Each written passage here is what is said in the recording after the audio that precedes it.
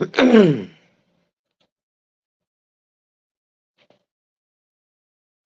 right. I gotta go get some socks and the shirt to put on. Hmm. Your breakfast, Scamp? You ate this morning? Good little cat. Good little cat. Yum, yum, yum, yum, yum. Yum, yum, yum, yum, yum. uh, put on these here socks. We'll get going this morning. Mm. Yo, yo, yo, yo, yo, yo, yo. It's your boy, the insurance junkie, your fiduciary fella, the all-star advisor Alonzo Hall. And I'm here today to whap and tap on your head with another ADH Wealth solution. This morning, I'm just taking my morning walk, my morning smoke of a joint, my little, wake up. But I want to add to some of the content that I'm kind of doing. Obviously, I'm going to be speaking to black men. I'll probably be doing that a lot less, just because it's like speaking to a brick wall. Black men tend to not listen. They like to stay complacent in the places that they are. Um, and me being on YouTube for a while, specifically to hopefully get some impact and work with black men, has been a quasi success, but it's been closer to a failure than a success. So when I'm talking about mating and dating and relationships, you're not gonna hear this grift. Shout out to my man Sheep Stay Sleep TV. He actually woke me up yesterday with his live because he was like, "Yo, these dudes over here, they was arguing on Christmas. They ain't got nothing better to do." But see, folks over here, we're champions and contenders. We got things better to do. So I'm taking y'all on this walk with me this morning because I need to address some stuff. And the stuff that I need to address is, number one, I want to send an official apology out to those people who are actually my clients, who are actually money paying members of, they've had a consult with me, so on and so forth. I want to apologize to them because I've been giving this info out for free. And while it's fine to give it out for free because those that aren't willing to pay for the information or the implementation of it aren't going to do anything with it themselves. So it's fine for people who aren't going to use the information to have it. But it's not fair to y'all, my audience, for real, for real. And so I want to formally apologize for that because that was some bullshit, right? And I had another gentleman who, like I said, when I first stumbled upon that space, it was for my reasoning of, I seek human interaction. And when you're self employed, like I've been for the last 15 years, human interaction is difficult because everybody's running away. It's like being a cop walking in a neighborhood of criminals. Everybody's going to be like, oh, let me go the other way. They're not going to interrupt with the cop. Well, it's the same thing as a salesman. But one thing that I noticed is folks got to get their pay. And that's what I want to talk about. So I do want to keep it, I'm going to still talk about relationships, mating, dating, but I'm going to talk about it literally from a husband's perspective. Good morning, Wanda. Hopefully you had a happy holiday. Because one of the major issues in relationships is money, right? Everybody's right now talking and dating and, oh, these women and, oh, these men and, but nobody's really talking about the core of it. And I've noticed that all these people talking about relationships are not in one. Now, do you have to be a parent to be an expert on parenting? Not exactly. but you should at least practice some of what you're doing. So you should probably practice child rearing.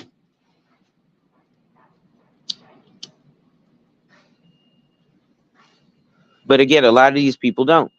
Give me 1 second, y'all. My morning joy,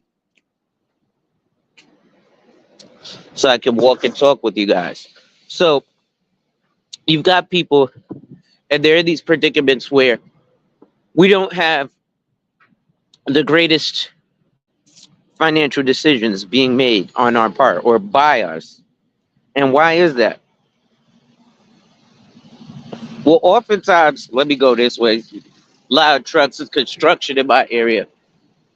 Oftentimes, you'll have people making these bad decisions because they're grasping at straws, and their relationship is torn down because, again, that grasping at straws is coming because they're not making smart financial decisions. So, what are those great smart financial decisions that C Worker was going on that you can do to actually have happiness in your relationship is to talk about money. Every space that I've gone through in YouTube, I've told people, listen, the reason I'm here, I don't care about your issue with Keisha. I don't care about your baby mama. I don't care about what is wrong with black women. I don't care what's wrong with black men. I came here to sell life insurance. Right? And the reality is that life insurance is not just a check when you die, it's a holistic financial approach. And we have way too many folks who, oh man, I'm with this one because she got a nice butt. I'm with him because he got a nice chest. He got them muscles. And he's dark skinned and he got dreadlocks. Okay. Well, his dreadlocks are going to do what for you?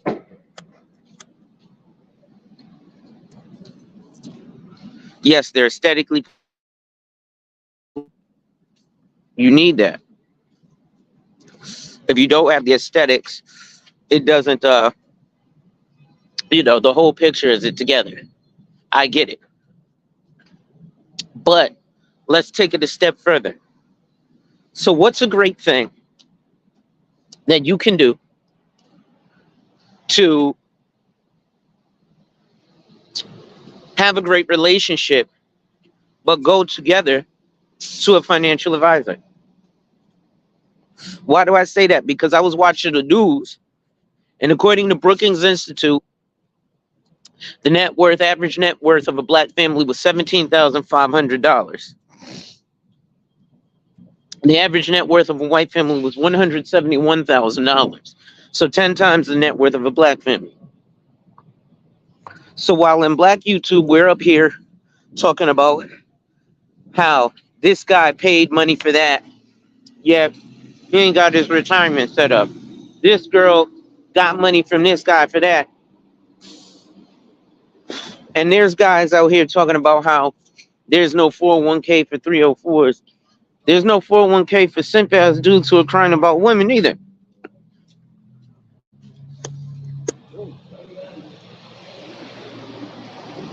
Right? But what better way than to go to a financial advisor for your first couple of dates to avoid those money issues? Morning. And people always say dumb shit like, well, why would I go to a financial advisor? I don't even know this person. Why would I go to a financial advisor? Gee, what up? And I'm like, well, the reason you would go to a financial advisor for your first dates is because the importance you put on money. Yeah, no, I got this on StreamYard. So if you want to come down, I'll drop the link. She hold on, let me drop the link right now.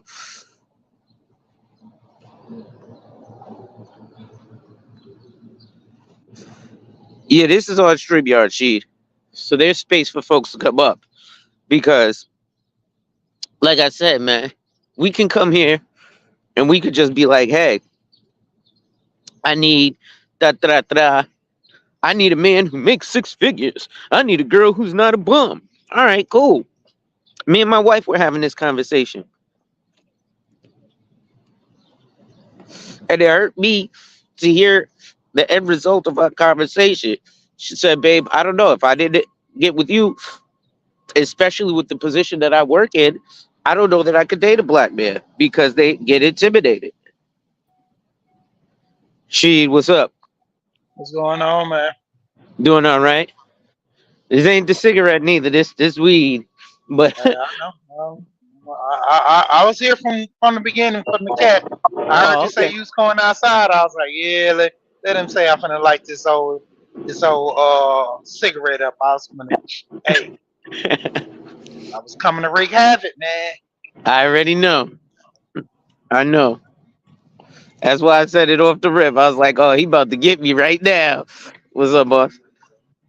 But I think, ladies and gentlemen, one of those things, and I ask you on this too, Sheet, do you think it's a good idea that as, because see, we're both married, right? So as married men, like I got to talk to my wife about money all the time, right? Yeah, Now, here's the thing. On paper, she gets an annual salary. I don't because I'm in sales. So on paper, she makes more money than me, right? But yeah, the reality is, number one, she will never work harder than I will. And number two, being in sales, I can make in one sale what she makes all year. So it's variable. But still, we have to have those conversations about money because there are times where my commission didn't hit. So because I didn't make this sale, I can't pay the bills for the next six. Not that for 6 months I can't pay the bills, but I try to pay them in chunks of 6 months. yeah. Um, when you really look at it, I said the same thing prior to having a conversation with my wife and my friend and his girl. And she took offense to when I said it. Like I literally said that my wife would never make more money than me.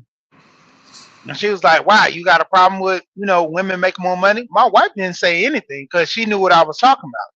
When it come down to it, I said that because when it comes down to my wife, I work more hours than her. I'll do whatever to get those extra hours. I do side work now. What's his name? Absalon always saying she got 12 jobs, man. He got 12 jobs. So Exactly. I do little side work and a lot of stuff to obtain myself to always kind of be a little ahead of the curve. A lot of my side jobs pay me well. Like now, I got probably 3 invoices I haven't sent out yet that need to be taken care of. But when it comes down to it, my wife, if she just work her regular 9 to 5, or she might do a little bit of overtime, that's at her discretion. But most of the time, women just want to go do their job and come home. They don't want to do any overtime. They don't want to. So that's where when men say that, they take offense. But then when reality kicks in, they say, yeah, that is true because I'm not trying to do no extra. If it comes down to it, if it's not in those hours of 9 to 5, tomorrow's another day. Ain't that the truth? I've noticed Yep. that. So I think, men, you're hearing it right here. I guess this is the beginning of Husbands United, but it's two married men. It's not as bleak as you think it is, right? So, fellas, when you're looking for something, yes, there's a lot of things that are much more important than just having money. If money is all you got, then you don't have anything, right? But guess what? Money helps. Certainly It's a do. resource. So it gets us to the ability of what we need. I'll give you an example. So recently I had just paid, I went and got my car service. Everybody knows I went and bought a luxury car. Spent a bunch of money on getting the car service to only to the very next day pop my tire, have to spend another $400 on the tire, only to last week my battery died. Hold on, there's a truck coming through. I forgot I'm in this whole where I live is mad construction going on, so I can't even hear myself talk. Let me let this car go by. This truck. Of course, it's gonna Ooh, sit here and idle right now. you got a battery and ooh, you got that. You might have to get the AMG battery, don't Yeah, I had to get a strong battery. Luckily, though, I did have to get the AMG bed. I don't have an AMG bed, so nah, I don't. I didn't need to get that far because them AMGs. Oh my God, they take a bunch of power. So you? Yeah, I went and my battery died. And the thing with Benzes is they have two batteries. So they do take a lot of power, right? Because I need my battery has what 1,000 cranking amps and 850 cold cranking amps. So you need a lot of that's basically a truck, right? Is the power that my car puts out. And so I went to go, I had bought a you know the like the portable power jumpers. So I have bought a yeah, portable jumper system from uh from Walmart. 12 volts, everything. Charge up to a V6. So I charge it, put it on my car, nothing. So I called AAA and me and the guy are talking. And the reason I'm laughing because I said, man, listen, I'm about to tell my brother-in-law that I just paid y'all to come out here and change his battery for me, and he's gonna laugh his butt off. Man, you could have done that yourself. And then the AAA guy said something that was the smartest thing to me. He said, no offense to your brother, but he's got a broke workers mentality. And I was like, what do you mean? He said, let me ask you something. You think Donald Trump or Elon Musk are out here working on their own car, or do they pay somebody to do that while they spend their time doing what they do to get their money? I said, yeah, nah, Elon Musk ain't paying nobody to work on his car. I mean, Elon Musk is paying somebody to work on his car. He ain't working on it himself. He said, exactly, because they bought their time. So it's the same thing. That money allows you the freedom to do what it is that you may want to be doing, whatever that may be. If that's, you know, uh, painting, paint cans, whatever it might be. But I think, fellas, we got to get into the mindset of being able to do what we want, right? And there's nothing wrong with punching the clock. Don't let nobody tell you there's anything wrong with punching the clock. Good morning, Malika. Me or anybody else, right? I haven't punched the clock for a number of years, and you'll even hear me talking to people on my live. Oh, you guys punching the clock, da da da. Nothing wrong with punching the clock because let me explain to you something. Especially in the black community, we have all these people who get self-employed. They think they're entrepreneurs, but they're not. They're just self-employed, and there is a difference. If somebody works for themselves, they are self-employed. That does not make them an entrepreneur. That does not make them a business owner. For example, me, I am not an entrepreneur. I am not a business owner. I am self-employed. Now, self-employed people generally do have an entrepreneurial spirit because they are self-employed. They kind of want to do their own thing. But they're and shout out to Black Women Making Money. She had a cast with K Business podcast, and she was breaking down the differences between self-employment and a business. And I think actually Malika was there. But there's nothing wrong with being with punching a clock, because let me explain something to you. If there are not people who are willing and able to be the quote unquote worker bee, then that king bee or that queen bee don't exist.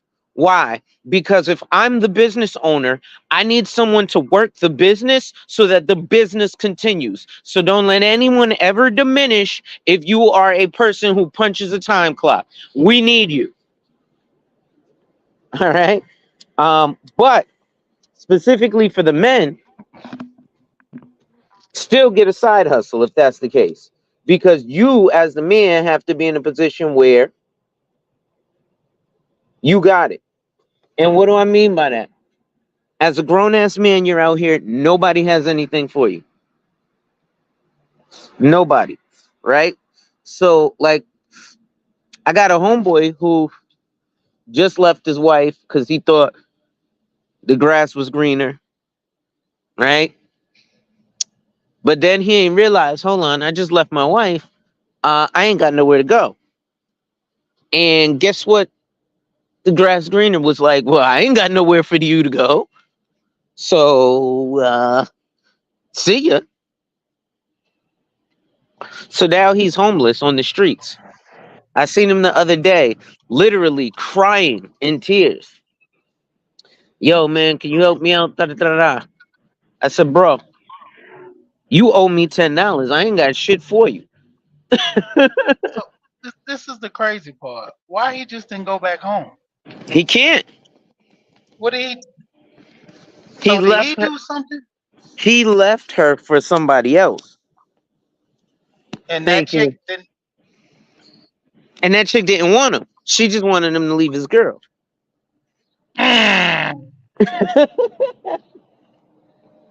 And so when he left, she was like, gotcha. And this is assuming to be a 40-something-year-old man. Oh, yeah. He like 47. Man, see, this is what I talk about. Men in their age.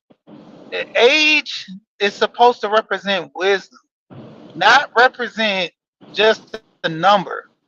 You know, and a lot of guys, I would take this more from a woman. Not saying that all women are like this, but the emotional standpoint of a woman that would thinking that the grass being green on the other side, you would get this more from an immature young man, not from a man that's almost 50, you know.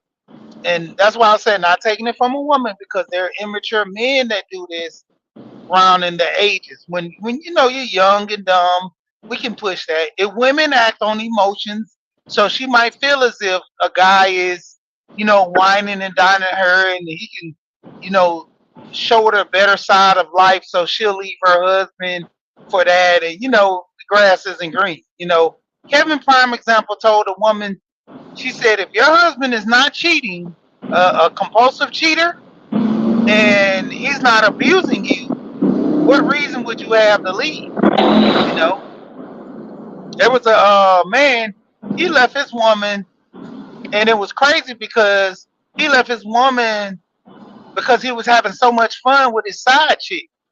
But him and his side chick, that's all they did was have fun. They go out to eat, they go on vacations, and when he really realized it, that I want to be with this woman. We have so much fun together. My wife, we don't have as much fun because you have pretty much made the side chick into the main woman. So you would do so much for your side chick and not really pay attention to your wife to the point where they would always go out to eat. After he left his wife, they were still going out to eat, having fun. And one day he was like, "Man, I'm looking at my money.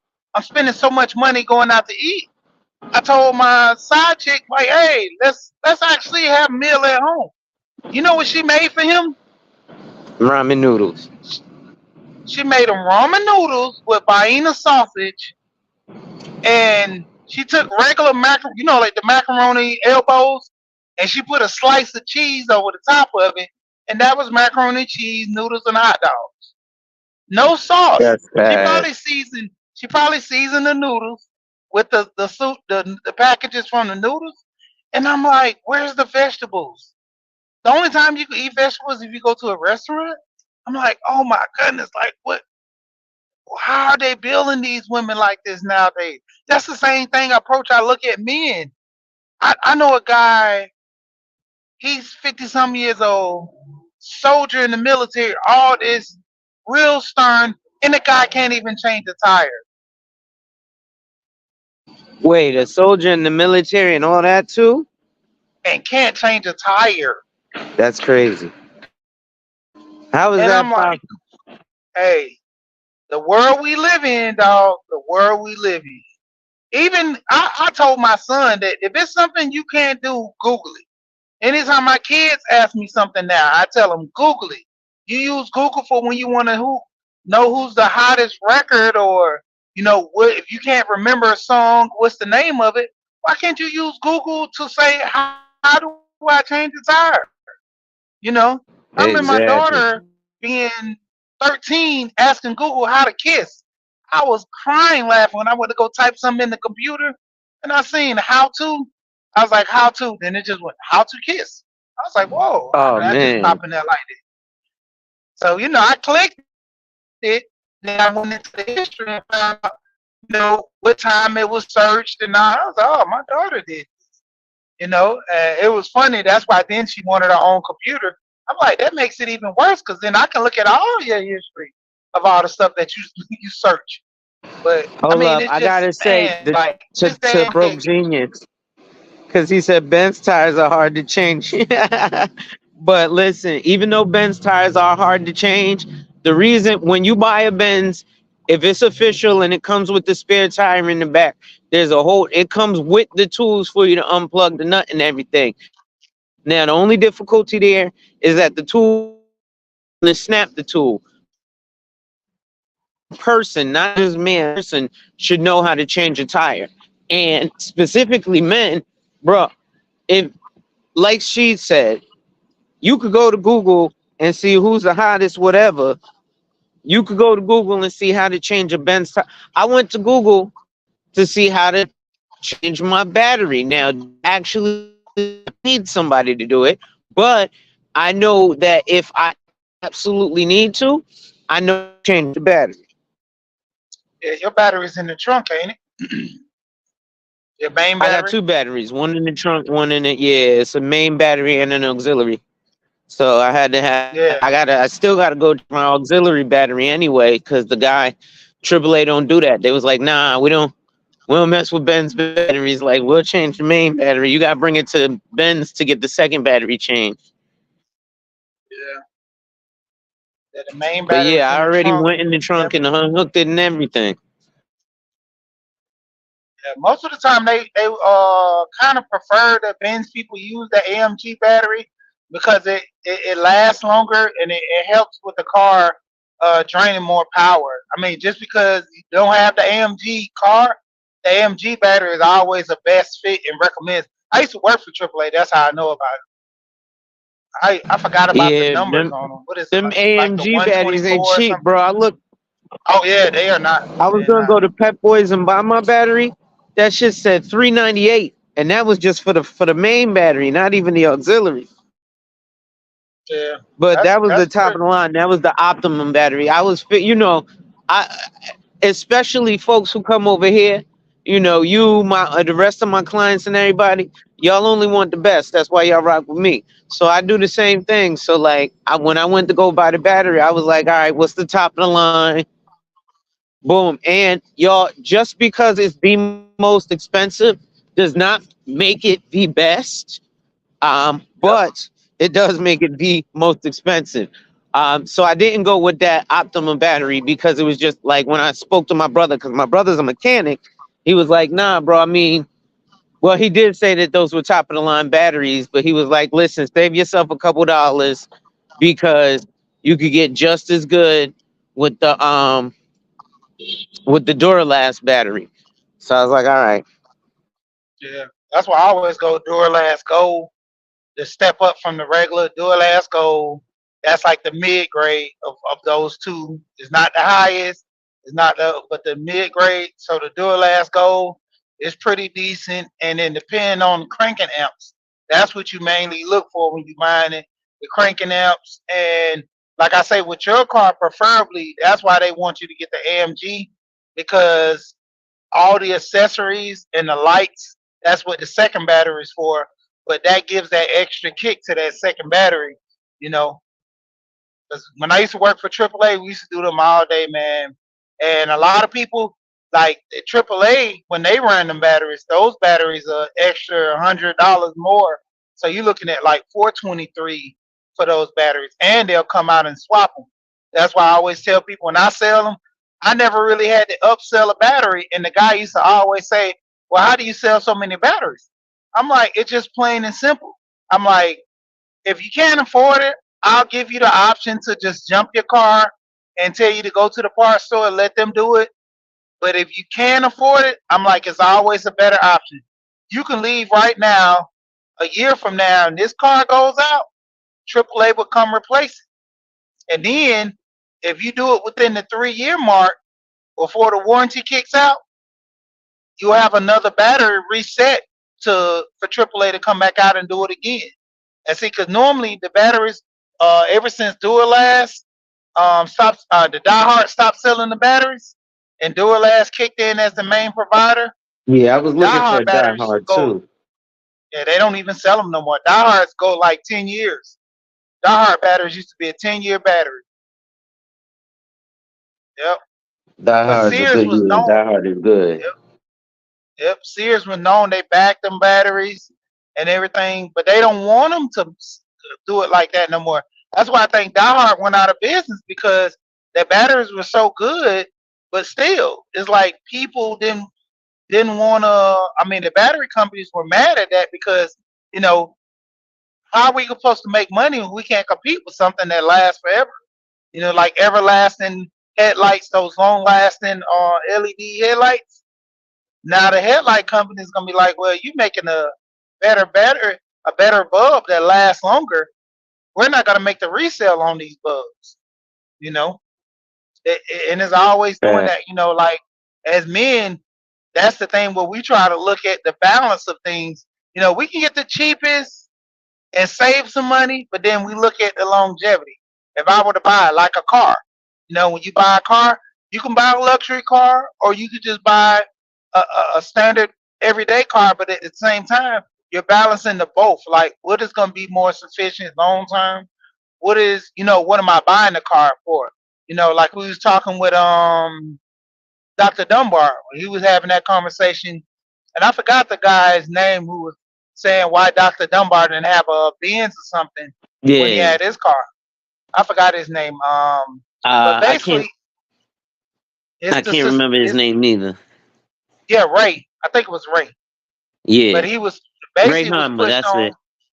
Yeah, but I think more or less it depends on your profession. And some people just know that when my profession, it speaks for itself, but then your car represents you as well. So your clients will look at your car and tend to say, well, if this guy is stand up and he has a nice looking car, then it represents, because that's the main thing with having luxury cars, like with what's his name, the boxer Mayweather. He has all Yeah. those Bugattis. It's not that, well, I can buy a Bugatti because I can afford a Bugatti. No, it represents me as being this world renowned boxer to show off something that's eloquent or nice as I am with my Yeah. hands, but this is just a car. So a lot of people don't Exactly. understand. You're promoting, yourself with your car as well.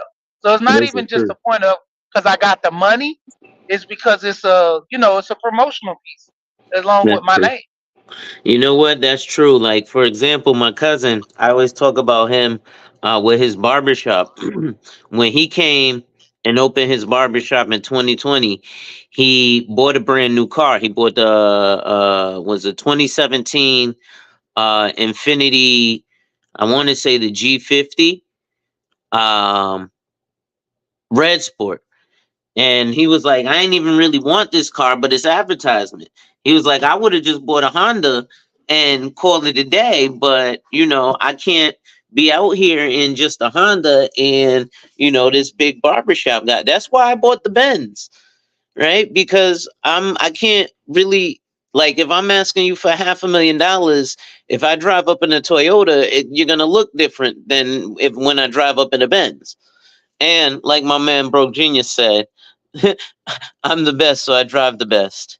And the best is Mercedes Benz. Toyota and Lexus are cool, but for me, the best is Benz. Like I even looked at things like the cost, right? So, for example, a lot of people will purchase a BMW because of cost. Mercedes is the most expensive upfront cost everyday car or every man's car before you get into the supercars and the hypercars.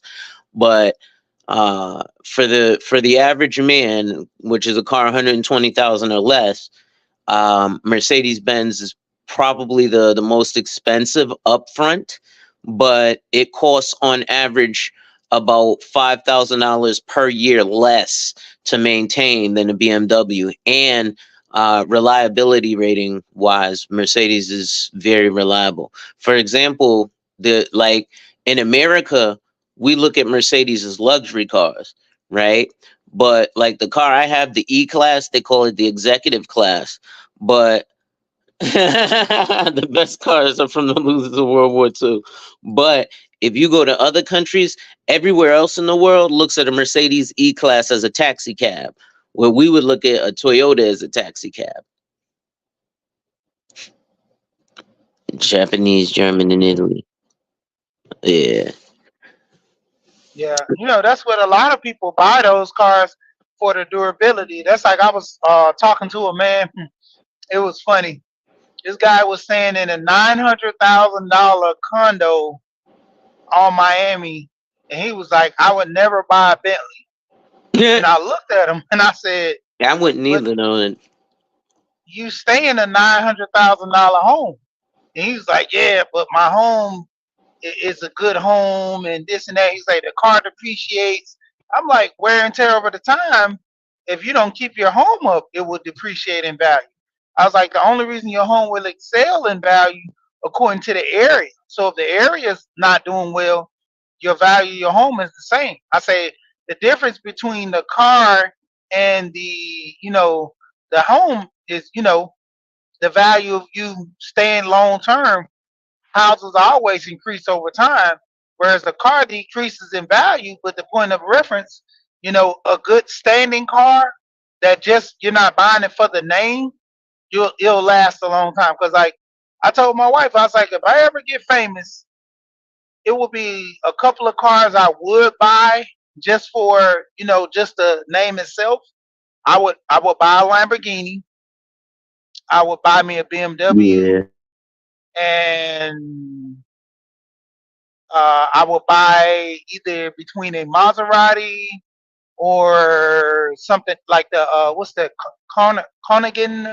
I forgot the name of the exotic car. It's bigger Carnegie. than the Carnegie, I believe. It's bigger Oh, than the Koenigsegg. Koenigsegg. Yeah, it's bigger than the Bugatti, and a lot of people never really heard of it. And more or less, I would just buy them for the name and just have them as a piece to drive and turn heads. But personally, I would build my own car. And that's the thing that a lot of people, that's the first thing you would go and buy another name and make your other people, names turn head. I would personally build my own car. I have a guy that I know. He works at a moving company, and I've been knowing this guy for years. And so he actually goes to this performance place, and he would always get his cars worked on there. And it's a high end performance place. So they had came up with a concept car and told them, they was like, well, you could buy this what was it, like 20-some-year anniversary Viper, and they wanted $200,000 for it. And his wife was like, "You crazy? If you buy that car," she was like, "me and you won't be married." And he was like, "Okay." So he was like, "If you buy the concept car, we'll sell you the concept car for 3, and you could just make the payments over time." So the first 6 months, all he had was just blueprints of the car, and they didn't even know that they could make the car. And everything was built as like a racing car. So you had the frame that was built with bars on the inside, and it has like a body kit that snaps to the car. And overall, like to be honest, you cannot really drive the car in the wintertime because, like I said, it's just a frame, and it sits in, but you still hear like a little air. They got the cabin to where they got it all the way down to where there's no sound in the cabin now. But when he first bought that car, he said it was just a concept car. So everything was off. Like a lot of stuff was off. And the craziest part, he ended up taking the car in, just to get a regular tune up. Mm-hmm. And I multi-millionaire wanted his car, offered him $2 million for his car. He didn't want to sell it. Even the people tried to take the blueprints, and every time he take his car in the shop, they were measuring his car and trying to make the exact car like his. He ended up Mm-hmm. building that other guy a car like that for $1 million. And his wife was like, "Well, why you didn't sell it? You could make." He was like, "Baby, if they gonna give me 2 million, I know it's worth more than that." And Yeah. I'm talking about, like, oddly, I've seen the car in pictures, but the people who told me, who actually seen the car drive, they was like, "Man, this is a whole nother world type car. Like, all four wheels turn at the same time. If Oh it's a, man, you have to go to school to drive this car." it's like a race car for real. Yeah, yeah. That's why I say it's this concept from a race car design company. Yeah, it's So crazy. it's crazy, and you would have value like that in something that people that really know about cars and everything. And I'm like, this guy, he was like, I went to just get me a Viper and end up getting me a one of a kind car. And Yeah, yeah, I mean, you it gotta have comes with, money for that. yeah. And he was like, man, I had no anticipation on buying a car like this. And he was like, now this car's worth so much money, I just keep it. I'm talking about, this guy got a lot of old cars. He got like a what's a Datsun. Oh, okay. He got he got a Datsun before they trans over to the Z. The Datsuns that are used to be the Z. What is it? The Z, Corvette. the Nissan Z. No, it's Oh, a the Nissan ZX, Z. the Z300s. Yeah, the Z350. Yeah, them. And before that, they were Datsuns, and they have the same body scoop, shape, and everything, two door. And he have that old car. He fixed that one up to prime condition. He still got a Viper, but he had an older model Viper. He Mm. has pickup trucks, all this, but like his cars, his everyday car is a what is that, Stealth? What is it? The Nissan Stealth? Hmm. It looks kind of like the one that was in the what's the name of that movie? The Fast and Fury, the blue car that the guy Paul was driving. He has one Don't of get me those the type of line. cars. Yeah, he has one just like that. But man, guy collect cars, and he was like, man, who knew that me just buying some bull crap randomly on a guy end up making my own car? And that was my thing. I was like, if I was famous and rich, I would Hmm. make my own car. Why would I buy another car? Like, even clothes. If I started making money and I was a famous person, I would have my own brand, wear Yeah, my own clothes, and spark it to where I make my own company. That's why I don't understand what a lot of these guys who upmost make all this money. You're making all these designers rich by pushing their brands. Why not your own brand? Why not your own name? exactly. You know? That makes sense. No, that makes a Yeah. whole lot of sense. I'm not gonna hold you. I do like Benz, but I like another reason I got the Benz though was in homage to my grandmother because she when I was a kid she had bought me a ring which was a Mercedes Benz emblem. So I kind of like Benz ever since then. I Okay. was real young, but another funny thing is things that as young men you could do. Because actually, I really want this message to get out there. So shout out to Underrated Darkness as well. But I got a homeboy who, ironically enough, we met online on Facebook. And the reason we met on Facebook was because we both sold life insurance. And this young boy, ironically enough, he's out there in St. Louis where JT the Pocket Watcher is. But this kid made a boatload of money selling life insurance. His first like couple years, he made $250,000 selling life insurance. But the reason me and him connected because he saw like what I was talking about, and it was different than it because he was just selling basically term and final expense, and you can make a lot of money fast just slinging policies, but it might not really help people. Um, but he now flips cars, and it's funny because um he he finally bought a Benz because I told him to buy a Benz because he's young, so Dodgers and Hellcats and stuff is what they like, right? But Yeah. I told him, I was like, man, listen, you got to get you a Benz.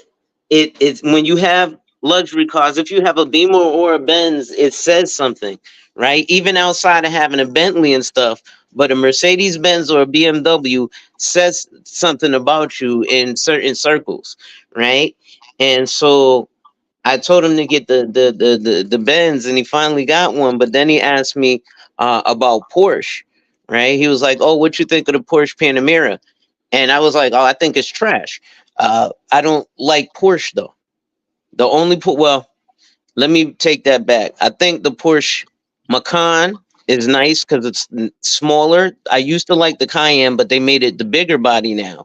So now the Macan is Hmm. the smaller body, so it's a little nicer. But those are the only Porsches I would ever consider getting. I think every other Porsche is garbage. And so Yeah. I had to let him know that. Um, Cause I think Porsches, but don't get me wrong. Cause shout out to Complex Design. He be doing the racing videos, and all he'll drive is the Porsche, as opposed to like the Ferrari or like you with the Lamborghini. I'm with you though. I like Lambos, because they're wide body. Ferraris are very slender, Yeah. and they're made for Italian roads. Yeah. I actually did a report on Porsches. And so typically the like the 924, the old models, the 911, Hmm. those were the ones that were, the iconic. The new Panorama, like they're horrible, dude. Like I know a guy, he's about 6'5". He has one. He said they're nice cars to drive, far as like the performance, but like the Comfort aesthetics, level. like the comfort level, far as the seat. He's like, man, me being 6'5", he's like, it's horrible on the knees, and you know, the comfortability, like the seat isn't like a scoop. It's more like a flat plane. The seats doesn't it hugs the legs, but not to the extent of comfortability. I've always rode in the passenger seat in this car, and I was like, yeah, I kind of get it. Like, Mm. me being in the passenger seat, it's roomy, but it's not comfortable to me. And like I was telling him, I'm like, man, I'm like, you think you would pay all this money for something, and it's like that. I mean, I haven't rolled in a Lambo before, but I mean, if it's the same version, I mean, count me out because Yeah, Lambos are you too, know, like they're very very low. Like to me, those kind of cars are you in order to have those kind of cars, like when you get rich, you get those cars, and what you do is you bring them to the track so you can open them up and you can actually drive them, right? Like for example, this is why I don't have an AMG Benz, by the way, because there was a at the same place where I bought my E350. There was a double digit Benz. There was a E63S, and they only wanted 45,000 for it. yeah, But uh, it's a V8 bi turbo. And my brother-in-law was like, "No, you cannot get that car, bro." And I was like, "Why?" He said, "Because you will kill my sister in that car." So, but I realized, because I like to, like when I'm driving, I like to push it, right? So I'm a left lane hogger. But I hate driving in on the highway because then people are, I'm doing 100 miles an hour, and it's some schlub doing the speed limit all the way in the left lane. If you want to do the speed limit, get to the right so I can get going. So I'm not an obnoxious driver. Even though these cars are made for handling and swerving, that's very dangerous. What generally you should do is flash your headlights at the person, letting them know, hey, look, I'm coming up on you. I'm coming up on you. Move out the way. Right. And then if it gets to the point where you have to go around them, you may need to. But for the most part, you want to flash your lights and say, hey, I'm coming up on you. I'm coming up on you. Um, and let them know. And so that's generally what I do. But you can't open up a Lamborghini or a Ferrari or an AMG Benz or a Porsche or a M Series BMW on the highway because people don't know how to drive. People know how to operate the car. So at certain levels, yeah, them Porsche Panameras and them Lambos, you got to bring those to the track. You just get it flatbedded out and bring it right to the track. Yeah. I wonder, will Porsche ever let people just use their track out there just to be, riding around? Because I know they normally do it for people that pay for the experience, and that's a pretty healthy penny too, to go out there and do the experience, where they let you drive the car around the track and stuff. Yeah, And They're that never is a gonna pretty do that. penny. No, they're never Man, gonna do it's that. tomorrow. What's going on, brother? What's going what's on, man? going Like on, they're never MLG? gonna do that. Like when you go to the raceway out in Vegas, they allow you to drive any car out there as long as you pay the fee, Okay. and it's much Yeah. less than the actual Porsche fee. Even though they got Porsches out there that you can clearly drive. I don't know why they haven't done that, but I guess they're trying to keep their brand a certain The way. Prestige, yeah, it's a brand. Yeah. They'll make Yeah, way more money though. I mean that track could just sit there, and they're more or less, they have a good concept of selling the car, let you drive it before you buy it, and hug the performance. That's what baits a lot of people into buying those cars that way. Hitting that track, you ready to go. But then once you get on the main street, you can't do that. oh no, Yeah, none of that, none of that, and that's why they want to control the actual experience from beginning to end. Like that's why I seen that Porsche was doing that. Every other person at like most speedways and most of these places that have like raceways are doing. They want to give you the experience of everything because those people buy those cars, and of course you got to put a bunch of money down. You got to have a bunch of liability insurance before you go out there for 3 or 4 hours inside the car, yeah. even though they control the product from beginning to end in production. It don't even cost them anything. But they was like, look, do you want to make this investment to actually have this car or drive this car, or don't you? It's kind of like the ultimate used car salesman tactic Mm, that the only people who approach is people who are intending on buying, because you're not going to be out there testing something out that you're not going to buy. And that's what wards off a lot of those people from even showing up there and having an experience overall. that makes a lot of that. That's a very It does. good From a point. marketing and a branding standpoint, like, look, if you're not willing to come out here on just our track with just our car for you just to have the experience for just us and no other brand, then you don't belong in this vehicle in the first place. Mm, I love that. Yeah, that is marketing 101. That's killer I'm telling shit. you, it's genius as shit.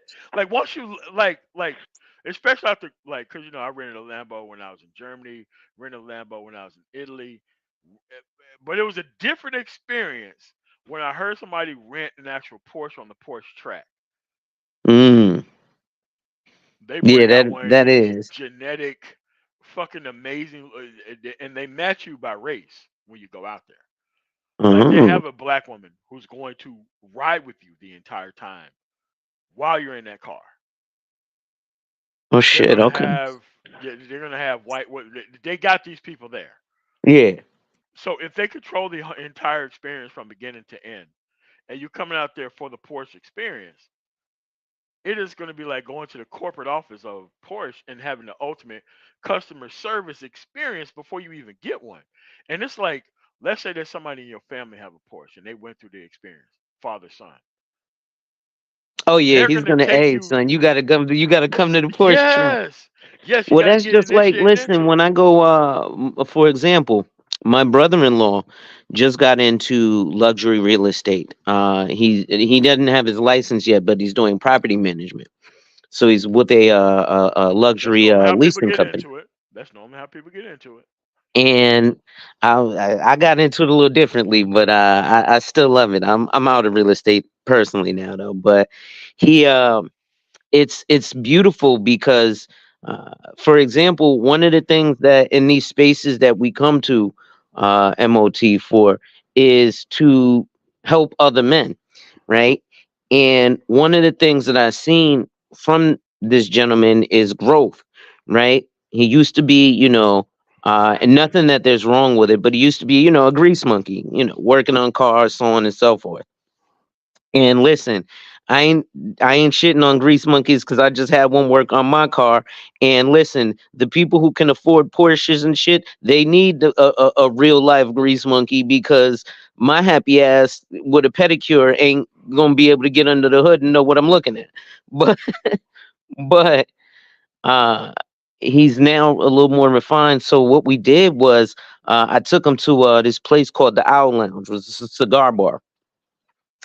And I'm a bit of a politician, so I don't drink. So what I ended up having was a ginger with my cigar. But it was just an amazing experience to see like his eyes light up and the joy from being exposed to something. Because usually where we come from, oh, we in the hood, we go to the corner store and buy a bottle of Hennessy for or Crown Royale, right? And then we smoking stogies in the on the on in the hallway. So for him to go from that to being at the Owl Lounge and we're in the cigar lounge and there there's a concierge, man, that was a beautiful experience. So I can definitely understand how Porsche can rock that. Like I said, I'm a Benz guy. Porsches don't do it for me except for the trucks. But you said you did the Lambo. Do you prefer Lambo over Ferrari, or have you compared the two? Yeah, I compared the two. They're both similar, but you see far more Ferraris than you see Lambos anywhere. Mm, Like, like, okay, let's say, like I've seen far more Lambos, like Denver metro area. You see 90% Ferraris, 10% Lambos. mm, Lambo is a different type of wealth. Ferrari, I'm not gonna say anybody can have it, but Ferrari is some new money shit. Lambo is some old money shit. Like Rolls Royce, Lambo, old money shit. And yeah, you're not driving. You're sitting in the passenger seat. yeah, Or you're sitting in the back of it. And it's like people are following you around town, and sometimes you need police escorts because there's so many people trying to figure out where you stay and live at. That's why a lot of these dudes park their Lambos in actual storage facilities. They don't park them at yeah, their house, kind of on the line. And but you can do that if you're having a Ferrari, because a Ferrari it doesn't take a lot to get a. I'm sorry, it doesn't take a lot to get an actual.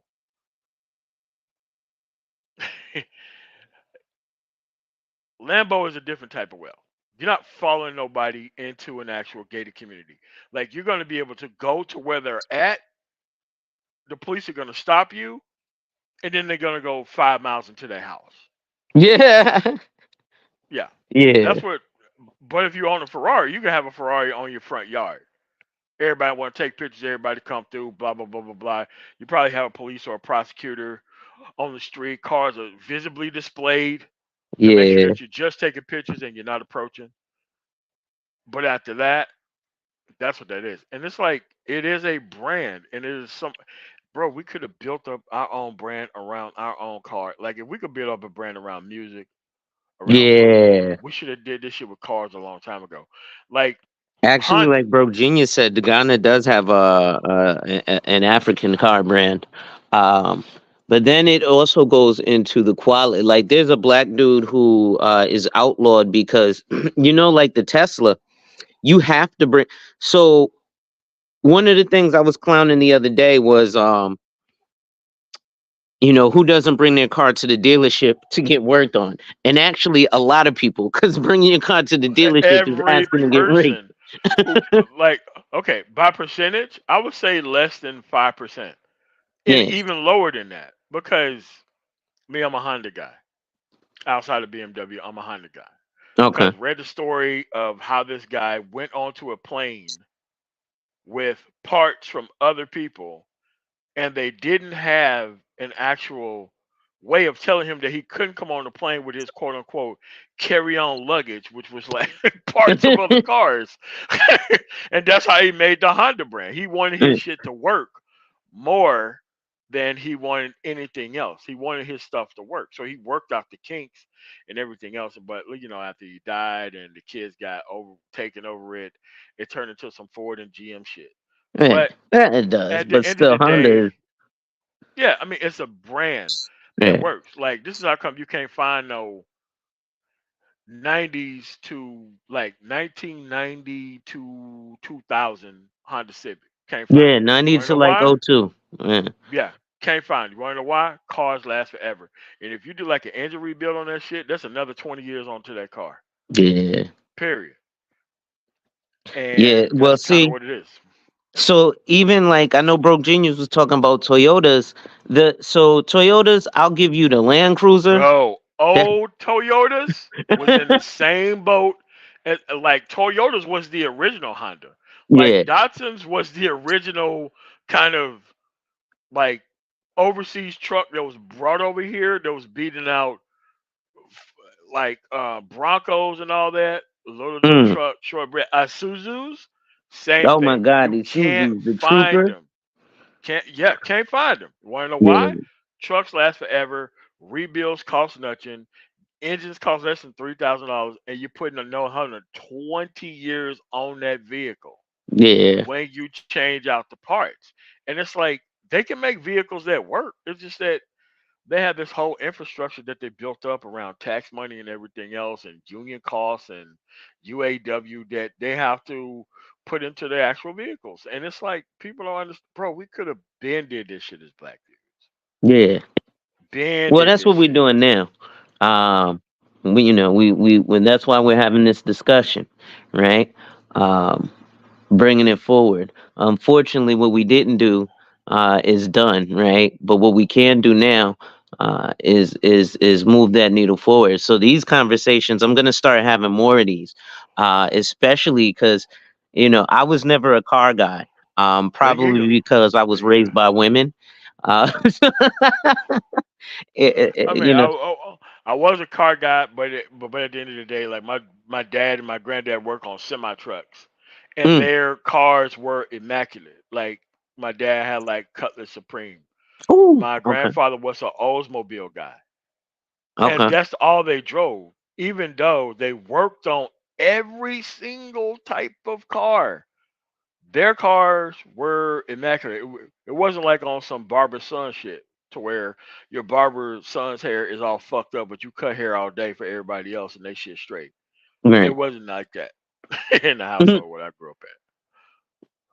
Yeah, nah. See, my shit was, uh, we was on the bus, and I was raised by a bunch of women. So, the car enthusiasm, unfortunately, I didn't get to get bit by that bug till I bought my E350. Now that I bought my Benz, like I said, I've always been in the Benz, and I've always tried to compare life insurance policies, to different classes of Benzes, right?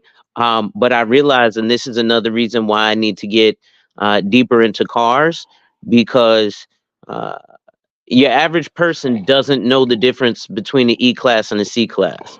They just know No, it's no, a they don't. Benz, right? No, they don't. Like when I started shopping for Benzes, to be honest, I wanted the starter Benz. I didn't even want the E class.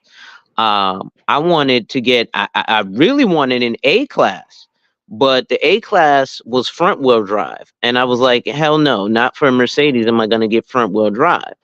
So then I was looking at the CLA, but I don't like the that small of a four-door coupe. If I was gonna get the four-door coupe, it's gonna be the GT53. I'm gonna get the big boy Benz. But for me, like the I test drove the C class, meh. But when I got into the E class, it was a whole nother. It's man, you really notice the difference when you drive an E class, um, And it and doesn't that matter will if it's get you 20 into it. years old. Doesn't matter if Yeah, it's 20 years old. You yeah, will realize this is a cutting edge machine for the actual time.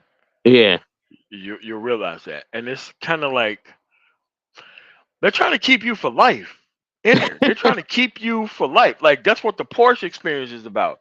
They're not yeah, trying to have you test out a different number of cars. Oh, like, look, this is the Porsche experience. This is a mid because they always test the mid level. They'll never test the high level with the people, depending on because you have to go through a whole bunch of stuff to even have the Porsche experience. On Yeah. top of the you paying the money for it, and a lot of people don't understand. Like the black experience could have been that with Wow. Cadillac. Could have Oh been that. yeah. Could have been that. Easily could have been, especially where the Cadillac was actually built Michigan. Like, Yeah. come on, bro. Like Oh Pontiac could man. have been an experience. Now you got me thinking. You know what? Now that I'm think, I want a caddy too. I do, cause that CTSV. Oh.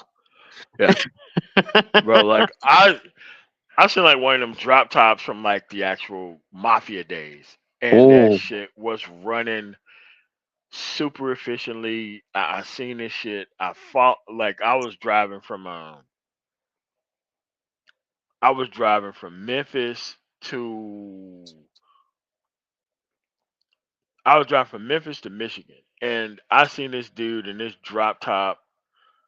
I seen him in Memphis, but we drove the same route all the way to like I'm gonna say Chicago. I'm gonna say he went from Memphis to Chicago in that car with the top down. No rain, Mm. no nothing, and that car was immaculate inside and out. Dude was a Cadillac dude. It stopped and talked to him and like Nashville, like where y'all going? I'm going here, you going there. Like, look, these are the Cadillacs that I own. Mm. This dude was a Cadillac dude, and this is his flagship car. Like people know him for this car. Car was 80s chop top, Mm.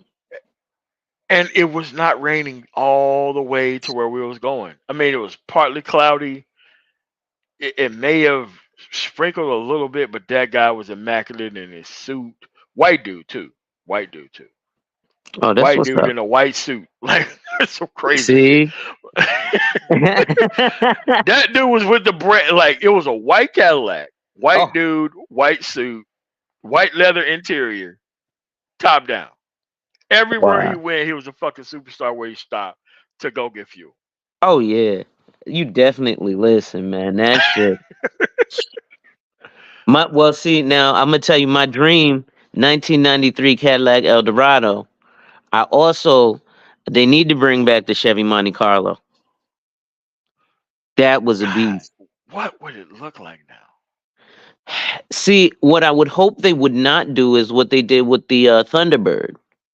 Oh man, I mean, cause dude, Thunderbird, Firebird, they fucked it up when they brought it back. Like Yeah, that's why I'm saying, what body type? Like if you're gonna do some muscle car shit, yeah, like an updated muscle car type of yeah. But thing. see, all this carbon fiber round shit, it's not gonna have the same effect. You need those square lines Yeah, for but that think of kind of it a like car. I mean, like the shit they do with the trucks, with the actual turbo. You could do the shit with the car too, but it's too expensive to put in a car engine. This is why they don't do it, and they don't promote it. Like what they should have did before, they should have kept growing people into having that kind of car, because that's what BMW does. That's what Mercedes Benz does. That's what Porsche does. Yeah. They grow people into their brand from the previous generation. And actual Oh yeah, Ford my and household is a GM Benz and household. Chevy used to do that. They Yeah, used to do that. my They household used to is a do it. Benz household. Let me tell you, MOT, right? Because it's funny when right before I bought the Benz, I was doing my research on Benzes, right? I know AMG is all money gone and all that, right? But and I'm going to get me a double digit Benz. I'll probably get a '08 E55. Um, but and I don't like the S class either. It's too big.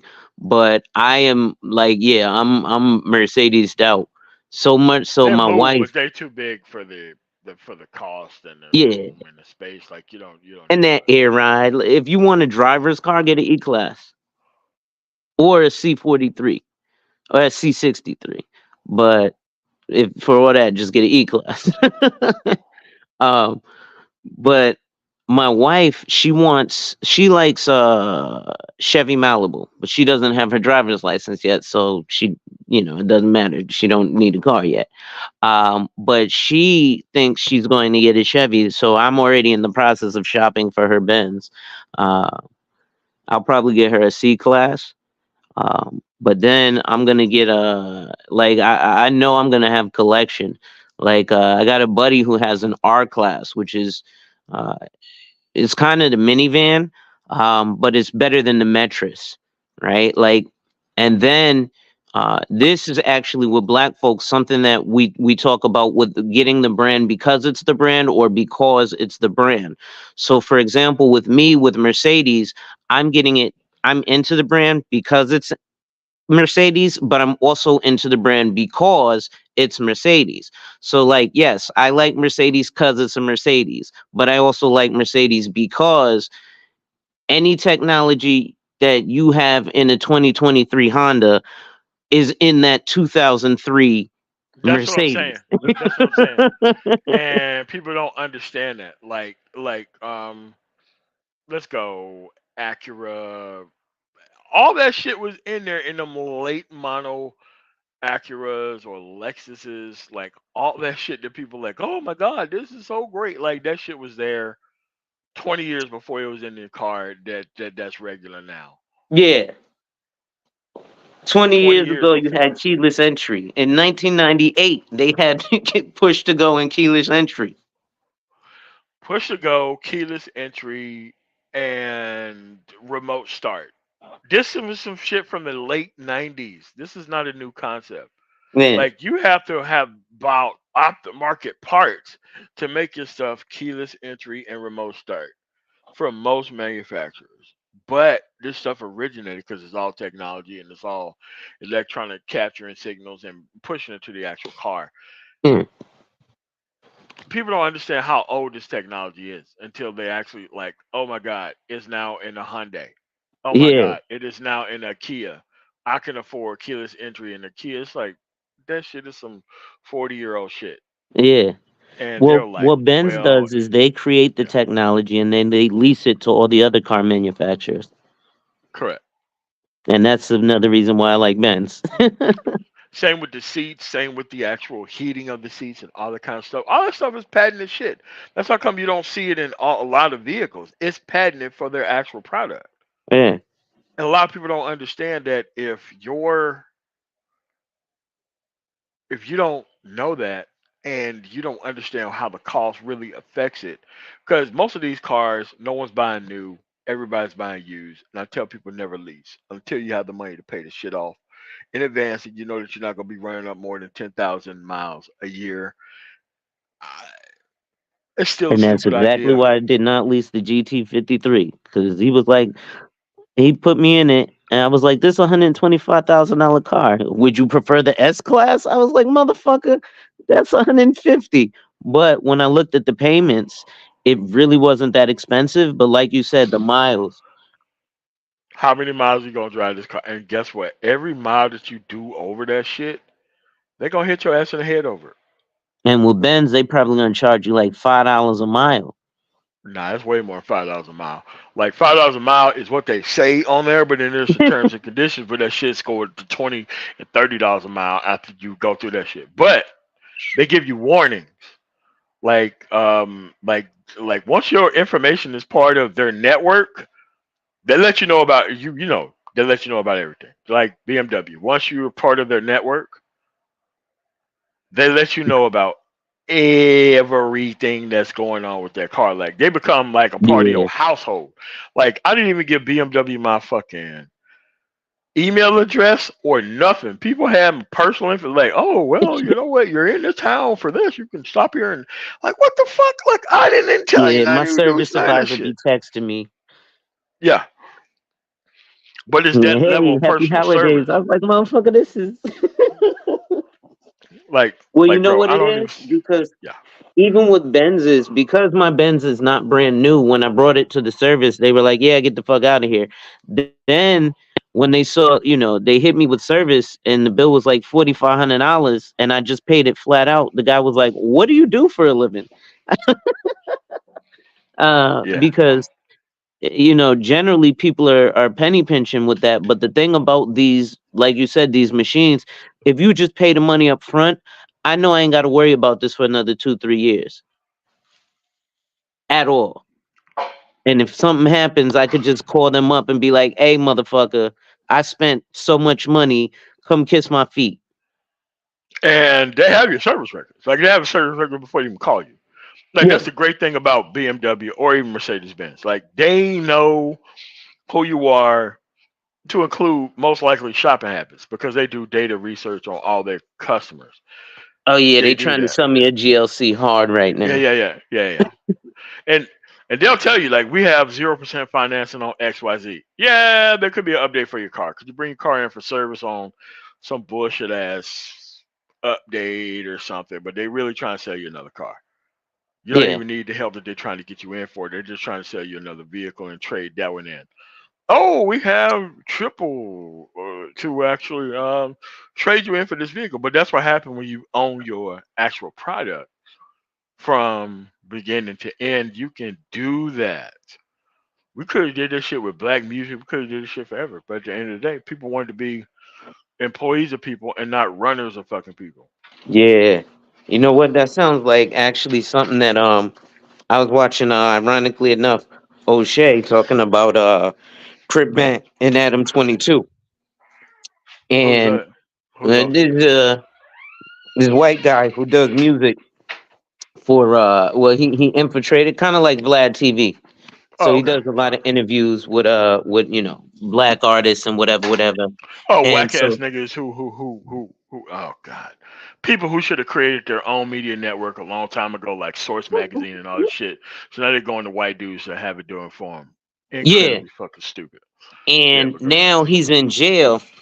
And Adam the this 22. other guy, China Mac, no, not Adam 22, Crip Mac is in jail. And fucking Crip Mac, what China Mac is like, "Oh, you should it's terrible. You're he's supposed to be, your employee. Why aren't you coming to help get him out of jail?" And what I'm thinking is incredibly stupid in the black community, especially with brothers, because we do this, black men, which is dumb as fuck. Why the if I worked at Walmart and went to jail, the CEO of Walmart is not coming to get me out of jail or send a representative to be like, "Yeah, he works for Walmart. You let him out of jail." They're not doing that. So why would we expect Adam 22, who is literally just basically opening a McDonald's in the hood because he doesn't give a fuck about our culture? Nope.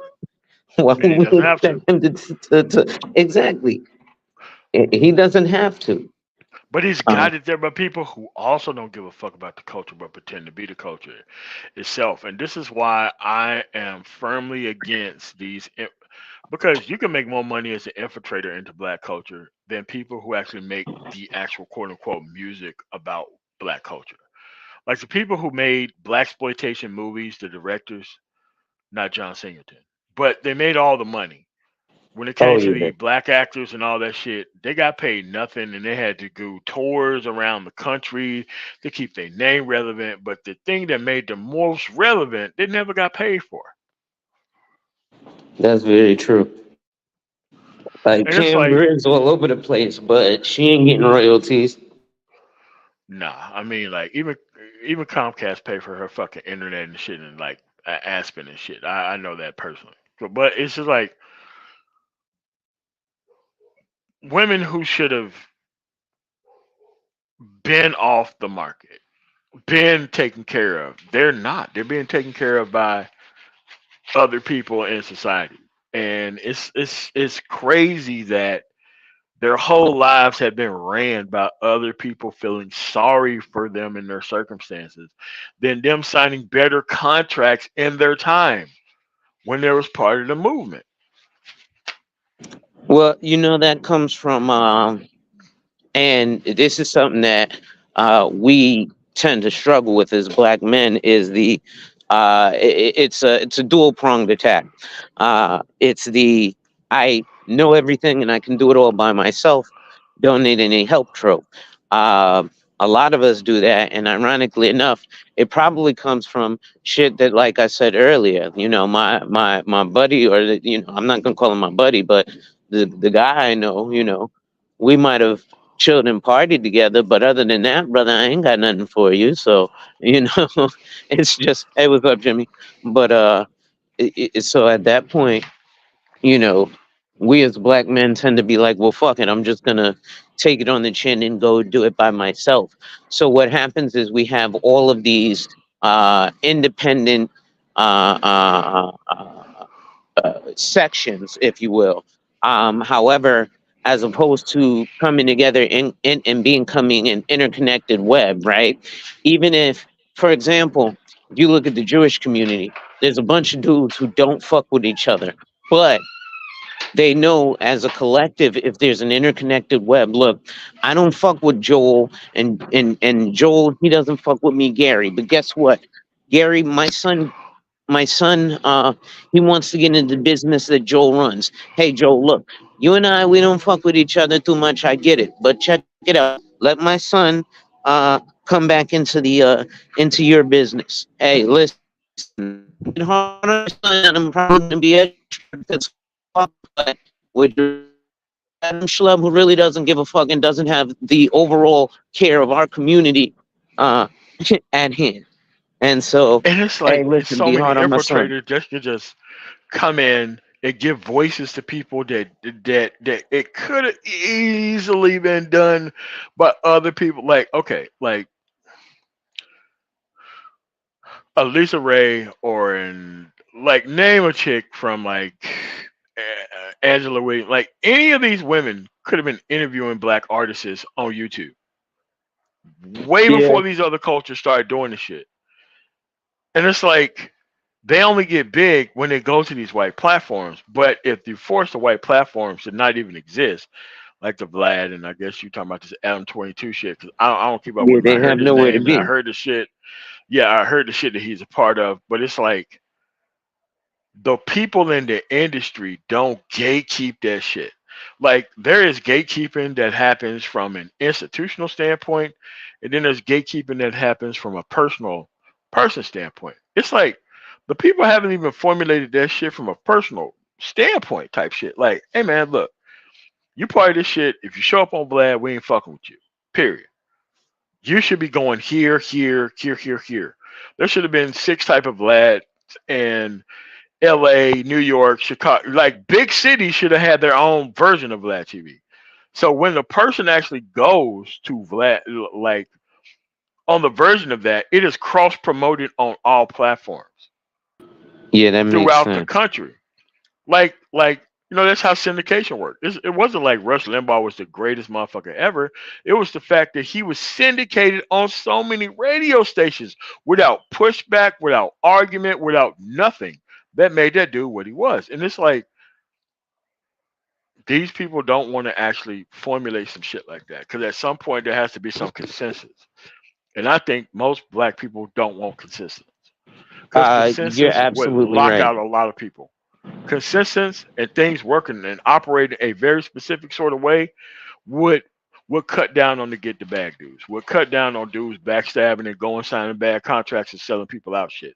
I think that people want to keep this shit just as decentralized as possible, to allow a lot of non-principal shit as possible in order for this stuff to work a certain type of way. And no other group of people work like that within this country. I've been around Jews, been around Arabs, been Yeah, it around might Native be self Americans. sabotage. No, no, no. It is a level of self-sabotage that's baked into the cake that allow other people to actually benefit from your actual work. Like, there's no reason why any of these people from the 80s and 90s should have been signing those contracts that they signed over. No reason for it. They gotta take responsibility for that shit. Like, all this stuff that we are dealing with now has everything to do with people not doing what the hell they should have did years ago. Well, even today, you have young people who are signing these ridiculous contracts, and if you look at it, their album sales are, or their album sales are non-existent anymore. Now it's about streams, but their Yeah. streams aren't doing as well as older music, and Nope. then things like their tours, they're not selling out anything. So that's why you have shit like the what's the ice spice meal at McDonald's or whatever, because now they're having to make uh other um Different newer moves that the yeah. previous generation did not capitalize on. Now let me ask Like, you this. yeah, Being older, and I don't know if I'm the only one who sees this, but if you notice this, is for example how rap is now being usurped, right? Kind of like how rock was usurped, where rock was originally a black art form, and rock and then roll it too, just rock and roll yeah, too. that's and it got Rock and usurped. roll, jazz, blues, all that shit was usurped by the same mediocre ass white dudes who was just re-tailoring this shit for white audiences. It's no different than like some Because Joe now Rogan with shit. rap, that No shit different. sounds like garbage, most of it, except what I hear a lot of these white boys rap, they got some lyrical talent and they're talking about something. So now you can have rap is commercial now, completely commercial. And like you said, how come we didn't benefit from these contracts? You know how many brothers I know? Listen, this is Cut Your Dick Off Records LLC. That's what, I know about 15 dudes right now who all got a record label. Ain't none of them got an album out. Ain't none of them got no promotion to push. They're all next door to each other in the same project building, and they all got a different. This is Apartment 6 LLC record label. This is Apartment 7 LLC record label. Why don't y'all come together as a collective? I mean, like the Mafia showed you that shit with Murder Inc. Man, Like all the shit that they're trying to do right now has already been done by other groups of people if you knew how to study it. But there's only one person in the industry that I know that has studied it. It's 50 Cent. I don't know anybody else who has actually studied it to the level that 50 Cent has. yeah. And even though I don't like the music or the genre Oh, or I love anything 50. else, you got to be able to respect the fact that this dude knows how everything fucking works and have made all of the moves beyond being blackballed and everything else. Because once you're industry blackballed, you're not supposed to come back from none of that shit. But Yeah, if you can still get on with other people and do other things, none of that shit was he beat all the odds, all the street shit and all this other shit, and still kept up the image, and people still know not to fuck with him. Beef that was supposed to like sink his, none of that shit happened, and it was like because he still had his own mind and abilities to still make moves. A lot of people see like, yeah, well, I can't make a move here. I'm done. I'm just gonna do tours. And he was like, man, fuck that. I'm gonna still find the hottest motherfuckers out here, sign them, bring them to other people who can sign them, and own their fucking publishing and all that other shit. The business end of it. I just doxed myself, man. I decided to dox myself for 20, 2024. Said, fuck what up, Ooh. bro? all that broke jeans shit. I ain't broke no more. So it's me live in the flesh. What's going on, bro? What's going on, man? Yeah, fortunately, I got a sad news story to tell you. I think it might be one black grocery store in Chicago, but it I was. haven't seen one. I haven't seen one. I'm there a lot, Yeah, two, yeah, three I'm, times I'm a week. not sure, but I basically at one time it was none, because the only one that had one died, and his family didn't want to run the business, so he sold it to the Arabians, and they still got it to this day on 79th Street near King Drive. I know we all know about King Drive and the black community.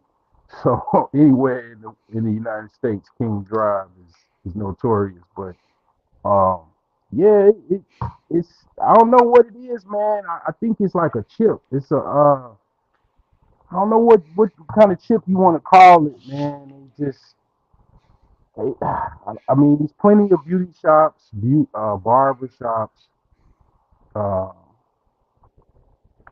it's a couple restaurants, but opening up a grocery store is not that difficult. I think it what costs about what a small grocery store about 100 grand, I maybe mean, two. it's way easier than that because there's like grants and shit depending on where you are at in the city. Like I've opened up like three in Mississippi, and it's not hard to do, but you have to be able to find out where the food deserts are.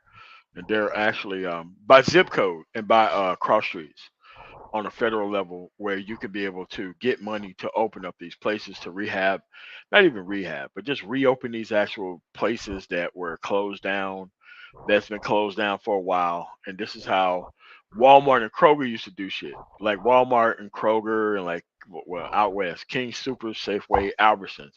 That's how they decided where to open up their actual stores was based on food deserts. Like this shit was this information was not privy to us 50 years ago, but it's privy to us right now. And like there are places to where you can have like your shit open up beside a goddamn Walmart, and as long as you have got your pricing right, you can still beat them out on everything That's No, and but still actually have way true. more market share than there. Yeah. I think the difficulty though with a lot of that, what I'm noticing, um, so a couple of things, being black in business, I've noticed with the support. One, with a lot of if you're a black male business, it's hard to get support from other black men. One reason or another. That probably is just because as men, there's the competition thing. So ego, etc., etc. Um, but if you're a black woman business, you'll definitely get support in the black community unwaveringly. What I will say, however, is it's also dependent on the type of business. And so some of those things do make it difficult, like things with the price. We got to realize that initially it's going to cost more up front, but Yes, a that lot over more time, upfront. It's it gonna will cost lessen. us less. And the reason why is because right now, if I start a hot dog stand, I can't go to MOT right now and get my hot dogs for wholesale. I still got to go to the Asian market and get my hot dogs for wholesale. Well, listen, the reason I have to charge a dollar more for my hot dog is because the Asian guy charges 3 cents less when I order a case of hot dogs. He charges his people 3 cents less when they order a case than I do. And while 3 cents don't seem like a lot to you, when you're ordering, 100,000 hot dogs, 3 cents starts to add up, right? Um, and so we have to learn how, okay, I got to recoup those costs, and then eventually I got to get MOT into wholesale so he could charge me 3 cents less than he charges the Asian dude, right? And then my stuff can grow. We got to get into the ancillary businesses, right? So my cousin owns a barbershop. I know a bunch of Negroes who are going there too. Hey, brother, let me wash your windows. Well, why aren't you trying to supply his toilet paper? Why aren't you trying to supply his alcohol? Why aren't you trying to supply his blades? Like for example, we got the company Bevel. Why isn't Bevel have independent salespeople reaching out to barbershops? No, Yo, but Bevel was listen. been bought by Procter and so Gamble, so that's no so Oh, longer. if he sold Bell, okay. I ain't know they sold got Bell bought. Yeah, about four Procter or and five. Gamble 5 years ago. Yeah, yeah, Yeah, about he 5 years sold. ago. Uh, Oh, the moment there was advertising on most black podcasts, they immediately was thrown $1 billion in their face and they sold immediately. It wasn't an actual like people who like I know broke genius know because he knew exactly what happened. But like a lot of people don't know, like once they got into the black podcasting circuit on the first wave, they kept that miniature money coming into those people. They started advertising with a bunch of people, and that's after they sold. They got the email list and everything else, and I still get Mm, shit from Bevel to this day, but they want to be on some partnership shit. And I'm like, bro, you Procter and Gamble. I work with Procter and Gamble. Procter and Gamble ain't got no problem getting their products out. I do shit for their trucks out in Dayton and motherfucking Lima, Ohio, oh, and all these other places outside the country. Like they can kit out an entire Family Dollar or Dollar Tree store with just one trailer. mm, Like they okay. don't need help promotion through podcasts. Like they do their promotion through like Dollar General, Dollar Tree, Family Dollar, Walmart, all that kind of other shit. Because people don't know what Procter and Gamble owns, which is damn near everything. Yeah. They They're became like master of Morgan the Stanley. microtransaction.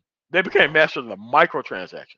Damn. And like, bro, listen, man, like, bro, if we started focusing on the microtransaction, like the food shit, like, bro, nobody can fuck with the food shit like us.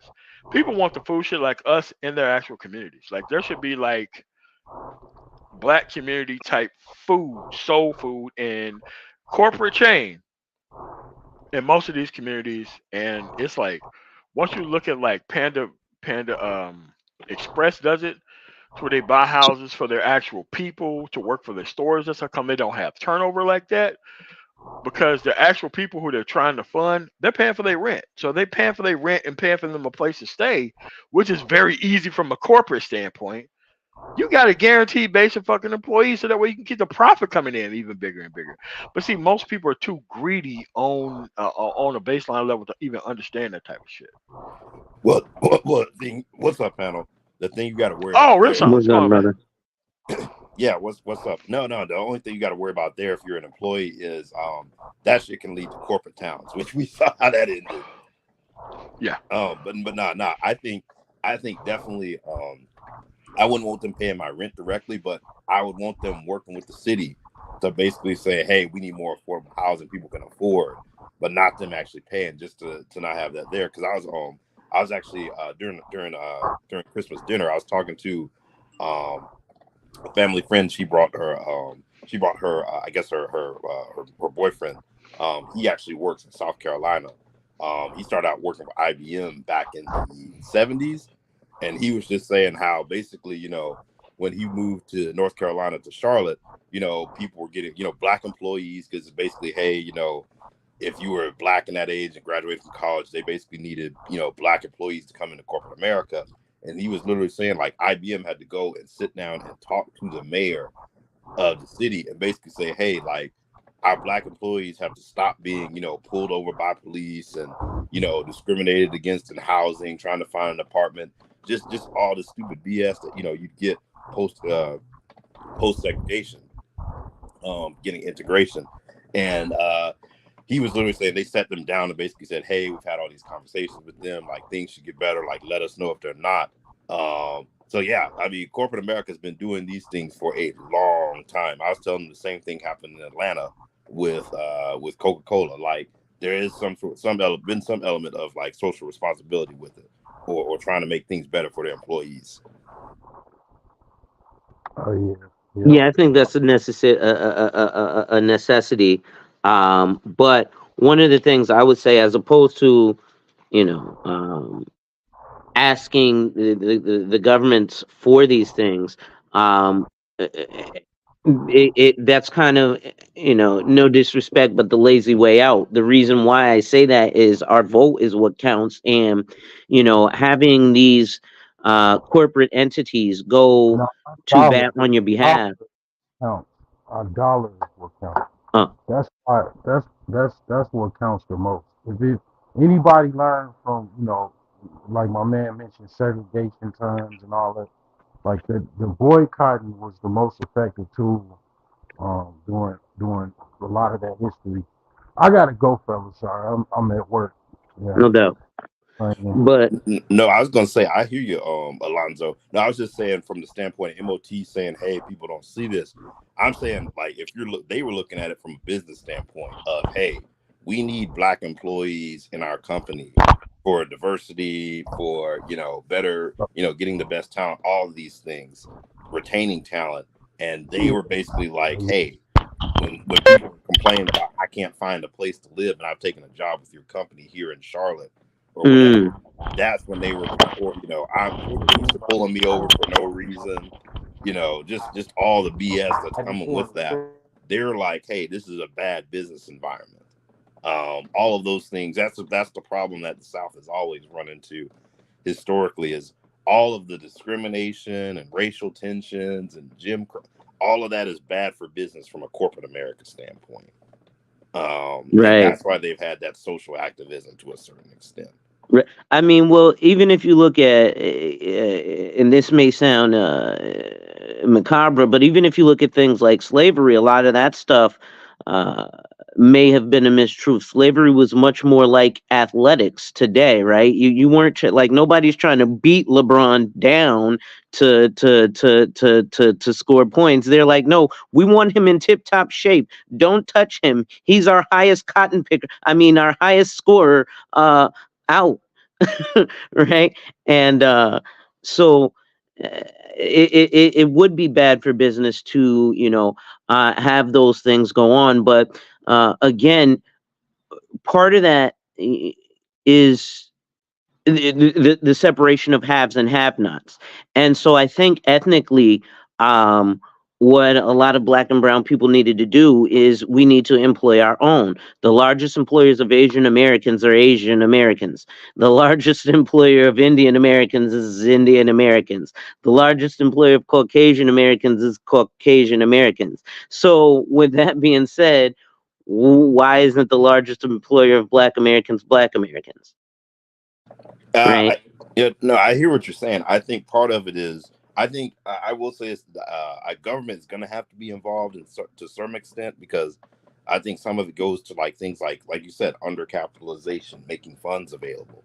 But then Oh the yeah. other thing is that people don't talk about is concentration of business, in the sense of that's one thing Biden and this administration have tried to focus on. I don't think they've done it enough, but they've at least made an attempt. Is that, to MOT's point, when someone like Bevel sells their business to Procter and Gamble, that creates concentration and basically market makers in the market. Right. And basically you end up with like fewer. And I think there's a study done on this that like since the 90s, like competition has gone down by like 75% and like concentration is increased. So basically what you've been seeing is, the Walmarts or whoever, the big corporations, if you do have a small company that's up and coming, they'll buy them out with the claim of, hey, there'll be more synergies, there'll be more economies of scale. We'll be able to scale this capability, and create a better product, probably at a lower price as well. And that hasn't been happening. What's been happening more than anything is people may be going in with the intent of trying to do good, but really trying to put competition on the sideline. So like if you have that, and if you're basically like us and you're trying to break into the market, essentially what you have right now is a lot of established players, essentially holding you out of the market. And that's one of the ways, other than, lobbying or just sheer, capital differences, in inequality. But then if you do actually, gain a foothold, them essentially buying you out of the market, that becomes an issue as well. No, you're absolutely right. And again, I do see a lot of these obstacles. I recognize them, but at what point? And I do agree that there needs to be some government intervention. But when you have things like usajobs.gov and the actual statistic that the US federal government is one of the largest employers of black men, um, we can actually make these changes behind the scenes and with our vote and with our dollars. Namely, with our dollars is where it has to change. So when we do see things like, okay, you know what, Procter and Gamble uh, purchased Bevel. But what we need to do is once we get to that level of, hey, somebody threw me $1 billion and I'm Bevel, now I want stuff, right? Let me give you guys an example. I recently was invited to a mayoral campaign here in my city. There's a gentleman who was running for mayor by the name of Tom Goldenberg. He was running on the independent Republican ticket. I know he wasn't going to get voted in because Republicans don't win in my city. However, he and I were talking, and he was like, hey, he asked if I would make a donation to his campaign. And I said I'd consider it, but I want some things. What I wanted was not delivered, so he did not get $1 of my money, nor did he get my vote. But when we start operating like that, uh, that's when we'll start to get the changes that we want. Now, was it uncomfortable initially because I didn't get what I wanted, and I didn't get anything. Yes, it was uncomfortable up front, but guess what ends up happening? All too often, we give up our vote for empty promises, and we still don't get what we want. So we have to almost boycott the bus again, right? And we have to kind of do our studying and understand what the boycotting of the bus was, because there was an actual black bus company while we were boycotting the buses. So we would take the extra. Listen, this bus only runs once an hour because we ain't got the money for the gas. Da, da, da, da.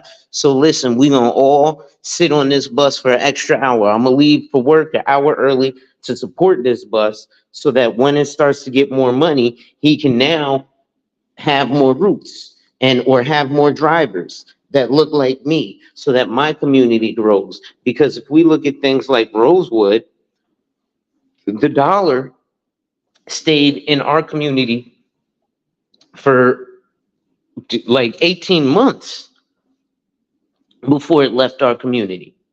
Now, the dollar stays in our community for 6 hours. It doesn't even have a full time job in our community.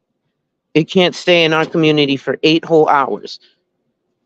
So we can ask for some of these things, but until we take action and pull together, these things aren't going to get done. What's going on? You bet. Yeah, I'm back. Yeah, I'm just jumping in the conversation, but I'm trying to catch it. But a lot of times, even with trade, man, a lot of guys, something simple as getting a trade. Everybody can't go into IT. Everybody's not going to saturate the market in the IT field. Everybody's not going to be lawyers or ever, going to college. The same as we were talking about earlier, talking about being self-employed. There are some guys that's gonna take up a trade. Being a plumber, it's a dirty job, but somebody's got to do it. Electrician, same here. To a point to where you're still a part of the working class. You're still making money, and I know plumbers make damn near $500,000. Having your own company, but guys are not looking at these fields as being the top tier, or even just situations with driver. MOT always talking about driving trucks. Like literally, I don't even have my CDLs, and I make decent money as a truck driver. Now I can make more money if I own my own truck or I go into different fields, but then that's less time for me being at home. That's the only reason I haven't pursued. But that's why I have that second source of income to make up for a lot of that. Like my kids, that's the only reason why I came off the road. If it wasn't for that, I would be well on the road making tons and tons of money. But you know, things about priority. I want to see my kids have that father in the home, and so Yep. I'm sacrificing to I do like that. that. But You know what, Sheed? You said something that I want to talk about real quick, because we talk about this in a lot of these spaces, and black men, we do talk about it, which is STEM, getting into science, technology, what is it, engineering, and mathematics. And while that's a portion of STEM, we have to look at the lifeblood of America, STEM, right? Because STEM means that something comes, it leads to something. So if we look at the lifeblood of America, STEM, then black men need to really get into STEM. And by STEM, I don't mean science, technology, engineering, and mathematics. If you break down, like I said, the lifeblood of this country, right? Because like you said, a plumber is a dirty job, but somebody got to do it. Like you said, listen, I'm sitting here talking about Mercedes Benz and manicured nails. Do you think I'm unclogging the toilet? No, but somebody is, and I will pay them gladly and well for it.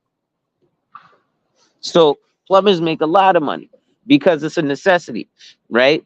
I got a cousin who does HVAC, heating, ventilation, and air conditioning. Guess what? When it's hot in the summer, you know what? He make a boatload of money. Why? Because I'm hot. I need my air conditioning, right? So what brothers need to get into in terms of STEM is not just science, technology, engineering, and math, but STEM can also be sales, trucking, equipment, and maintenance.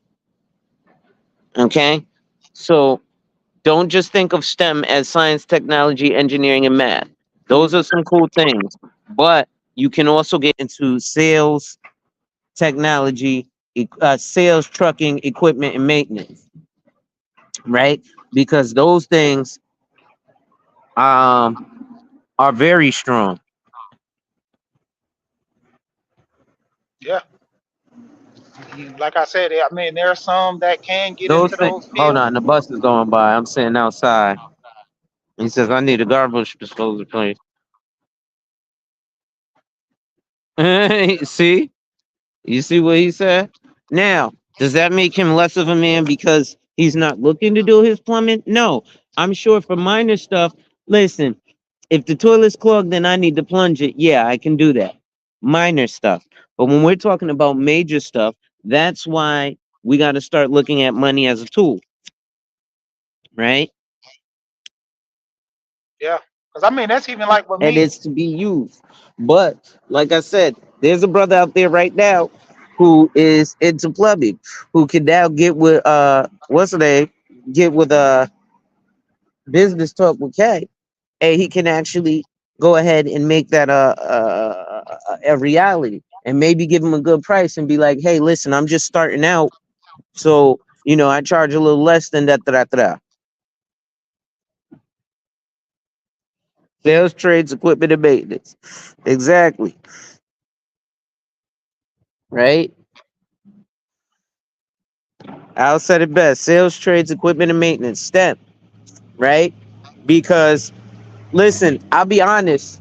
For me, sales is it. I love sales. Right. The reason sales is beautiful is because this is the beautiful thing about with what I do in sales. And if you're with a trade, you can definitely do this. And generally, if you're with equipment and maintenance, you can do this. We have what's called mobility. And this is why, black men, it's important to get a skill. If you can't get the STEM of, science, technology, engineering, and mathematics, okay. So maybe you get the STEM of sales, trades, equipment, and maintenance.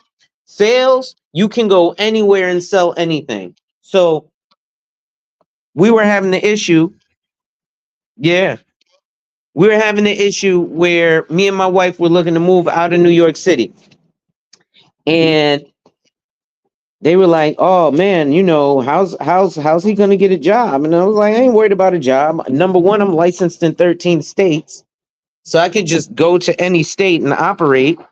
Skills and resources, right? You can just go to any state and operate, especially if you're into sales. If you're good at sales, right? Now you might not be selling the same thing. Maybe here I'm selling um cars, and then over there I'm selling um equipment, right? And so, ladies and gentlemen, if you're enjoying the content, make sure you hit that like, drop a comment, subscribe, and hit that notification bell. See you made aware every time I release new content. And as always, share, share, share. Lastly, contribute to channel growth or to schedule an appointment with a licensed financial professional. The links are in the description of this video. But if you're getting into that step, you're definitely, like I said, with sales, you're definitely able to go anywhere and attain a job, right? If you can go listen, man, I gotta go sell furniture. Okay, well, if you're in sales, the beauty of sales is commission. So with commission, you have the open ability to just get out there and be like, hey, I dictate how much money I make. Why do you get to dictate how much money you make? Because you dictate how hard you work. Hmm. You're not a clock puncher if you're in sales, even if you get an hourly salary. In sales, you eat what you kill. It's a very, very, very fun career path because commission sales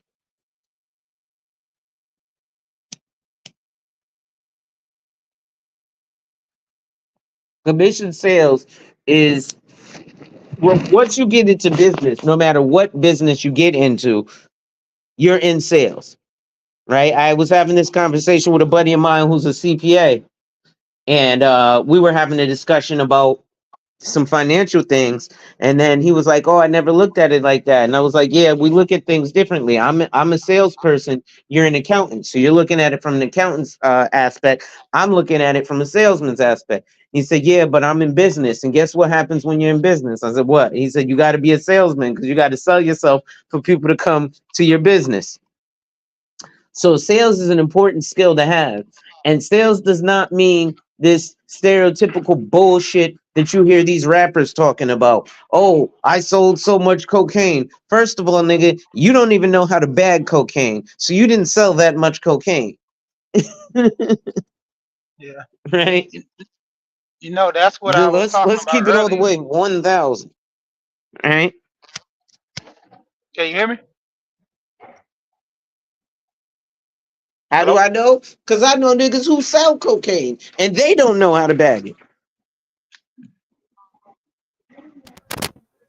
Okay, what's up, brother? What's up, man? Can you hear me, Lonzo? Sheed, you there? Damn, I think I'm cut. I'm about to Oh, drop snap. down. Hold on, What's my up, my Steve? my audio muted. Hold on. Oh, can you hear me, Kay? Yeah, I can hear you. Oh, I guess it was on his end. Yeah, I heard you over there. YouTube famous. You was on that baller X.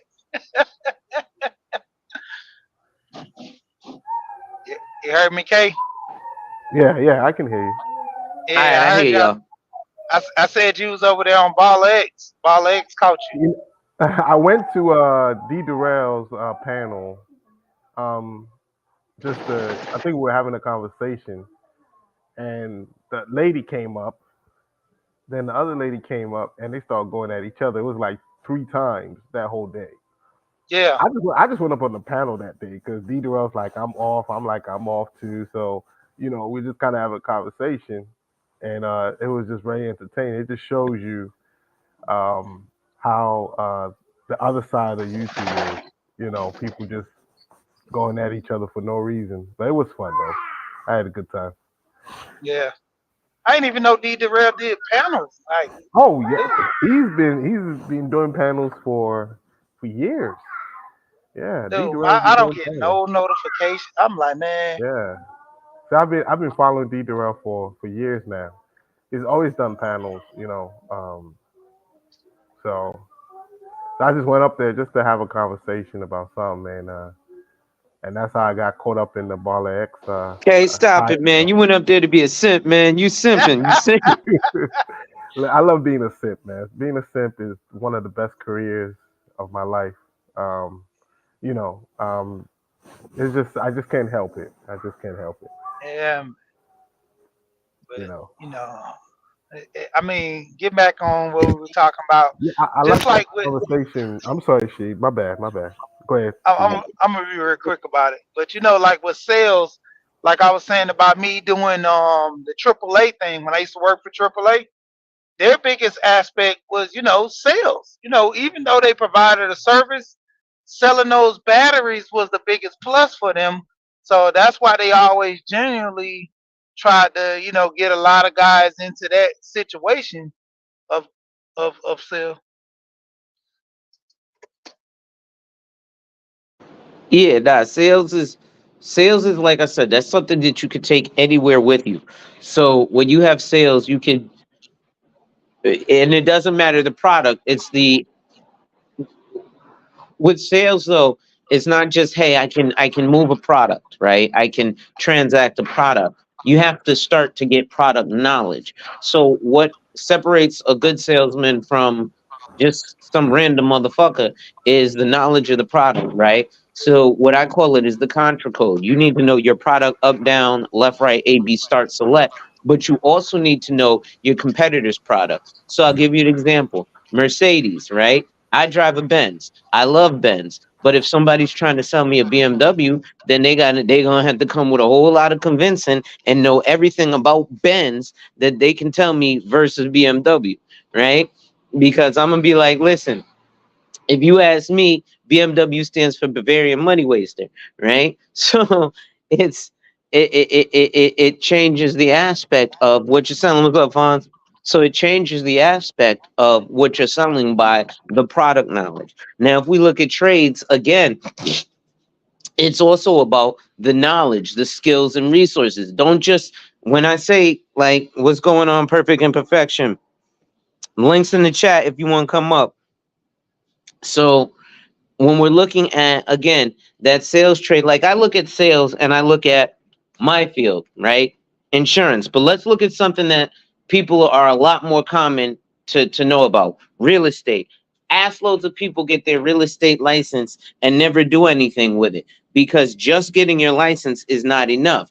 The elite, or the people who you see top 40 under 40, this guy sold, two houses a month, right? Because selling two houses a month is not an easy feat. Let me tell you, most people who get into real estate don't sell a house for their first 5 fucking years of the career. It's not some shit that just happens and you go in and you're slinging houses. That's not how this works. But people who go in and then get the knowledge of their product and of what they're selling. So yes, hey, it's not just, hey, this house is an 1,800 square foot that was born in New England. It's a split level and it's got granite countertops. No, you need to know, hey, the conduct, what's the zoning, what's about this, what is it about that, what gives me the competitive edge over the next person, and why you're going to hire me to get over him, over him, right? Because you could get the license. That doesn't mean anything.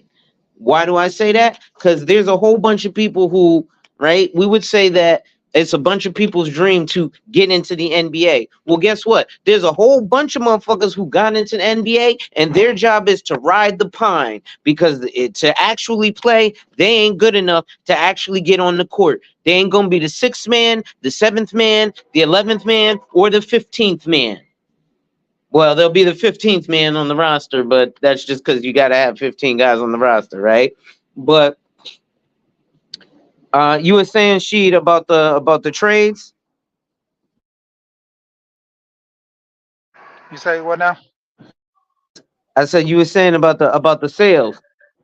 Oh yeah, like far as with sales though, that's why I was saying with that job that I was doing, far as doing AAA, I would have to sell batteries. So like I was saying about earlier when I was talking about the AMG batteries and stuff, it was never a thing that I had to upsell people or try to sell so many batteries, because like I said, it sold itself.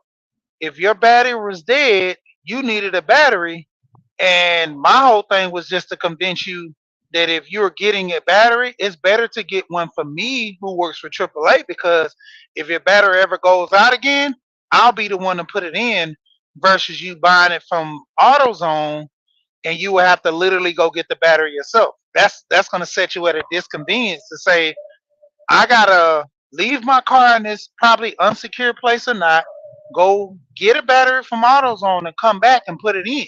Now, if I don't know what I'm doing, hopefully I don't, shock myself, which is easy. People know red and black, but the thing of it is, the more nicer the car, the more complex it is to put in the battery. You know, I had a Dodge Stratus. My Dodge Stratus, the battery is up under the driver's side wheel. So all I had was connectors up under the hood and the battery was up under the wheel. So I would have to take the wheel off, take the car and take the plastic fender off of there and then replace the battery. Then I had a Toyota, same as the battery for your Mercedes, it was in the trunk. So there are different places where if you don't know the structure of your battery, it would be a lot better to have a company that can put the battery in and take it back out, no cost to you, no headache to you. So that's why I always say I never really tried to sell batteries. I would just provide people with the convenience, and naturally they sell themselves. You know what? That's a fact, because when I was when I found out that the battery was dead, I called my brother, because like I said, he's a mechanic. So he was like, "Yo, that's why I knew to get the Duralast," because he told me, he was like, "Nigga, don't waste all that," because I like top of the line stuff. So my brothers know that about me. So he was like, "Listen, I know you're gonna want to go get the best of the best, and I just told you that it was the best of the best," because he was looking at the Optima battery, but that was the one that was $400. And then I was like, "Oh," he said, "Listen, you can save yourself $200 and get the Duralast." You just confirmed it with me, Sheet. Oh yeah, Duralast is what it is. But then He was like, "Oh, you got to know which one. Like, it has some different letters, something R, something something." And he was like, "That means that the way the battery is facing. So you could go through all that inconvenience, and if you don't know what you're doing, mess around and buy the wrong facing battery. Now you left your car at this unsecure place, went to AutoZone. Now you got to walk or get a Uber to go back to AutoZone to return the battery to get the right one."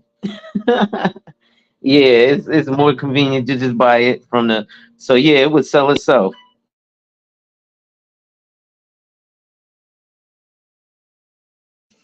That was My always my forte. biggest thing when I sold batteries. That's why I always told people, like when I worked at AAA, and I actually did it just to try to get my own tow truck. That's the main reason why I worked at AAA, because I was in the process of buying my own tow truck. And once I found out that all the issues with doing that, I just went on ahead and just said, well, I'll go ahead and go back to driving trucks, and I'll find another job to get into, because like the insurance is already crazy for getting a tow truck, and then the liability of having someone else. Prime example: this guy, he had a tow truck company. He only had 3 trucks, but he ran so much because his work spoke for itself. He didn't have no damages to anybody's vehicle while he was towing them. He gave them an excellent price where they couldn't refuse. And word of mouth, that's the key thing. Like a lot of times when people do promotions, your work speaks for itself. So all he did was word of mouth through other people doing good service for them, and they would always recommend other customers and stuff. To the point where he had this brand new, it was like a 2019 F1, no, it was a 450 F450, fully loaded, everything on it. That truck itself was like $120,000. Now his tow truck he had, well, I think was a 650 or a 550 or something like that. And his, they had the bells and whistles, but it wasn't top tier. His was like 180, almost $190,000. So the guy who was towing his truck, towing the other guy's truck, ended up flipping the guy's F450 Oh damn. and his F550 into a ditch. So both trucks were totaled out, and because he had insurance, he literally ended up just taking the insurance from his vehicle and covering the other guy's costs, paid his truck off, and got the guy a new truck. So instead of him buying a new truck, the insurance, the way he had it, it was like, so I forgot what the insurance he explained to me, but he was like, basically, instead of just going ahead and like they paid his truck off because of gap insurance anyway and everything, but he ended up just getting the guy a new truck because he was at fault. Yeah, So it he sounds went like through his corporate insurance and all liability. that. Yeah. So he was able to pay that guy's truck off through his gap, and then he turned around and just bought him a new truck straight out of his company because he had the insurance on his F550. And he was like, now I'm out of a truck, but I have a happy customer because their truck was messed up. They ended up getting a new truck, brand new, 0 miles all over again. But then he was out of a truck. So he's like, Yeah. it's different liabilities that you gotta have. Yeah, that's the thing too. When you're getting into business, no matter what business it is, you want to know, because every job has this bullshit that comes with it, right? So whether it's a regular 9 to 5, or like I said, if you do a side hustle, or if you do business, right? Like I'll tell you what, like Uber, like if anybody drives Uber or does Uber Eats, um, Uber and Uber Eats is some bullshit. What do I mean by that? They are taking advantage, if you will, of their ride sharers, or of their or of the drivers, because the fees that they charge to you are astronomical, and you have to pay taxes on this. And so I can understand why, like, a lot of people be saying they're on a bike on Uber. So tip your Uber drivers, and I ain't even done it yet. but I signed up for it. But I also do taxes, so I've seen this for a few years. Um, and I think they be taxing y'all at like 50%. Yeah, I always tell people you don't do Uber as a full time gig. You know, Okay. um, it's something that you do on the side. You know what I'm saying? That's to supplement your current income or your business. You're self employed. You know what I'm saying? Because if you want to make $200 today, you can't go out there and make $200 today from Uber. You know, so know why you're actually doing it.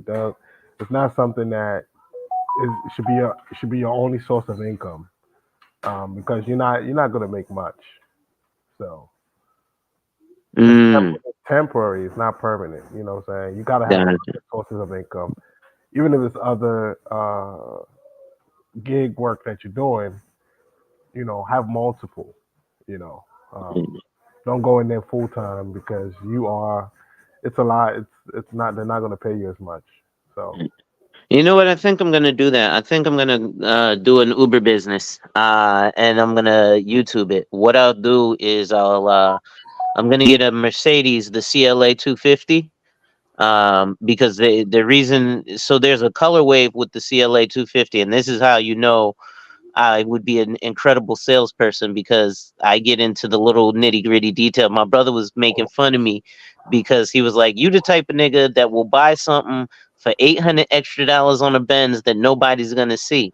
And I was like, "Yes, but I'll know that I spent that $800 for that extra Mercedes Benz eyeglass holder that y'all be seeing every once in a while in my videos. Yes, I paid $800 extra to have it put in my car, but." Uh, it be like that. But the CLA 250 they made in the yellow colorway, because they're trying to imply that the dependability of the CLA 250 is going to be that of an E class, which is why they made it taxi cab yellow. Uh, I'll see if I could show y'all that. But like, well, at least the 2023 one was. what do you want to do? You want to do the Uber or you want to do Uber Eats? W- well, if I were to get the Benz, I would do Uber. Oh, okay. One thing with the ride share is people don't make a lot of money. I mean, they make money, but they don't. People don't tip them. Mm, You know what I'm saying? They don't tip because you getting a ride from point A to point B a few miles, and once they're done, they're out. They're like, what do I need a tip? I just paid $30, yeah, $40, right? Then, but with Uber Eats or DoorDash or whatever, people tip. Sometimes people make more in tips than they actually make from what Uber or DoorDash is going to pay them. yeah. Like, yeah, I've done it before. Where there was a time I made what $60 from Uber, and I made almost 120 from tips. Jeez. Yeah, people like, especially when you deliver in high, um, rich neighborhoods, Yeah. they will tip more, especially the white folks. White folks, Well, listen, we tip. But listen, I we ain't don't gonna tip. lie to you. Africans, I'm a rich African nigga. Americans don't tip. I'm telling you, I'm a rich nigga. I tip. Me and my wife. You know what's funny? we People tip. have looked at us funny because we live in New York City, right? And so sales tax is 8.875%. So we consider a normal tip double the sales tax, right? So Mhm. that's if we get run of the mill service. You're just regular. You came, you gave us the menu, and you brought us the drinks. Okay, cool. You did your job. Here's a 20% tip because that's kind of normal. But I realize there's levels to it, and we rich niggas. No, let me stop.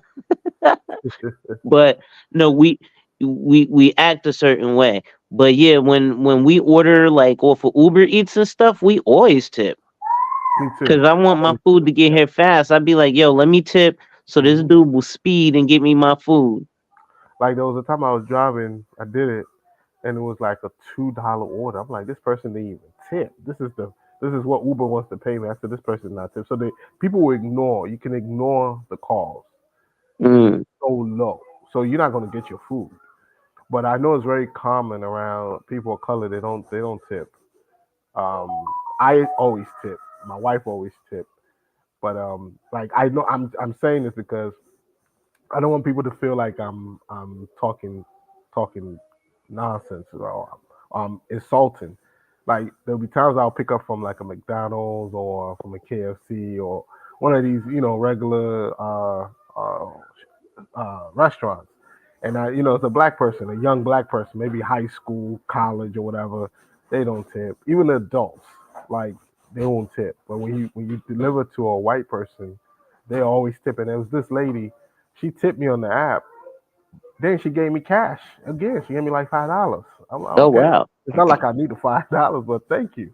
You You know know, why? Because people think that when you tip, and this is kind of, I've thought about it like that too. When you get tipped on the credit card or whatever, we figure that the company takes a portion of that too. So no, that's why people will give you cash on top of it. yeah, they don't. Yeah. So, but you have to know why you're going into those gigs. Like I said, it's only temporary. It's a supplement to your income. So I would always suggest, like I'm telling this guy now who has a channel, he does gig work full time, and I'm telling him, he be complaining like, oh yeah, I didn't make enough tonight, and I always try to tell him like, look, go start a business, go find another business, a business that you can start. Just like all the ideas that you guys have been given, there's two businesses I just recently discovered: medical carrier and Hmm. medical non-medical transportation, where you transport patients from their house to a medical appointment and pick them up and drop them off. Yeah, Then there's medical carrier where you transport medication, blood samples uh, yeah, to another hospital or to a testing site.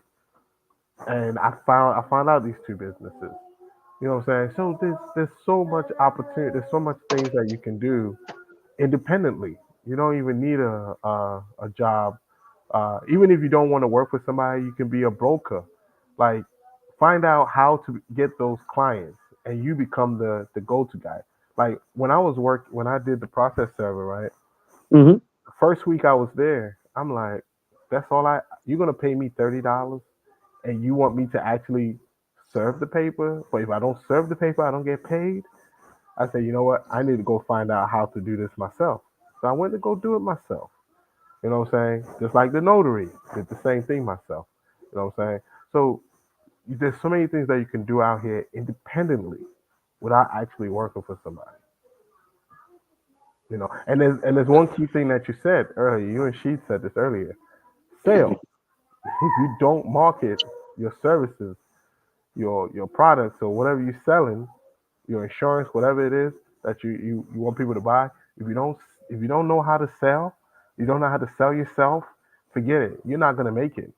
Like yeah, for me, when clients reach out to me, like this morning, somebody reached out to me. I said these type of words. Yes, yeah, I have 2 decades in this business, almost 20 years. So you sell yourself. You got to sell yourself. You got to sell your services. Like my services have been used by lots of companies around the country.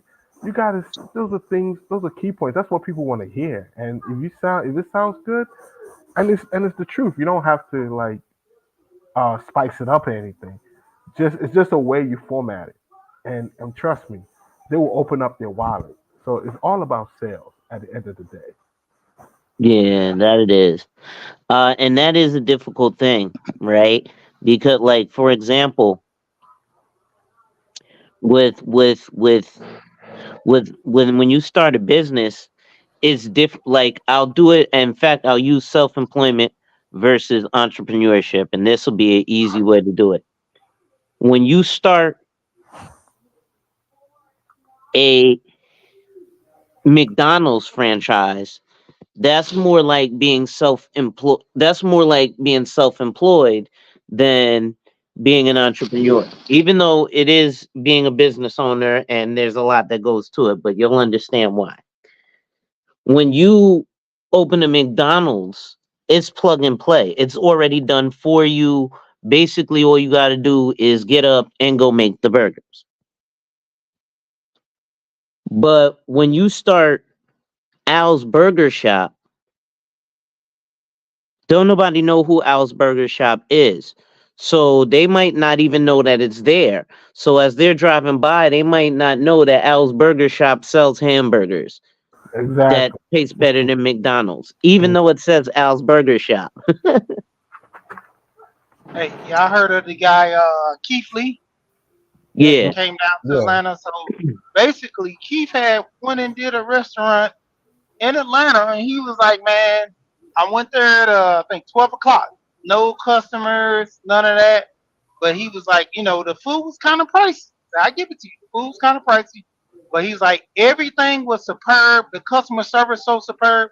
He ended up giving the staff $1,000, and he was like, "Well, you were too good of a waitress that I want to give you $1,000 personally by yourself."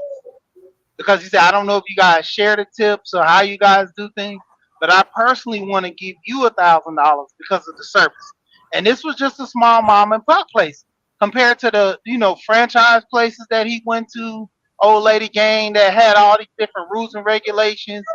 Compared to this mom and pop place that gave excellent service, you would be like, dang, like this is what you're looking for when you go to establishment to give you that, homey feeling. And he was like, the reason why this establishment wasn't so good, it was basically because of the service. I mean, because of the promotion. Nobody knew of this place, so how can you actually go to a facility you never heard of it? You don't know where it's at. Like you say with the franchise, McDonald's, they're already hooked to a chain.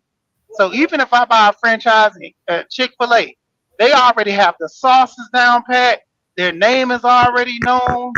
But going to a Bob's Burger, nobody knows Bob Burger. So Bob can have the world's best burgers, but nobody knows who Bob is, and nobody, kind of give them a plug or kind of reference. So they're just like everybody else. They're one and the same. It's just another place that gets caught up in them to where nobody knows who they are, so nobody's gonna eat Exactly. there. Yeah. And even with tipping, now, like I want to get into that too.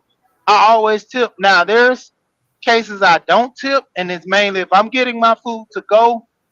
Majority of the time, I won't tip. Oh yeah, But nah, if I'm that don't eating make at an sense. establishment, I'm tipping. If you're delivering my food, I'm tipping because me used to work for a moving company, and people would tip us, and I would always feel that want to tip people, especially if you have a great service.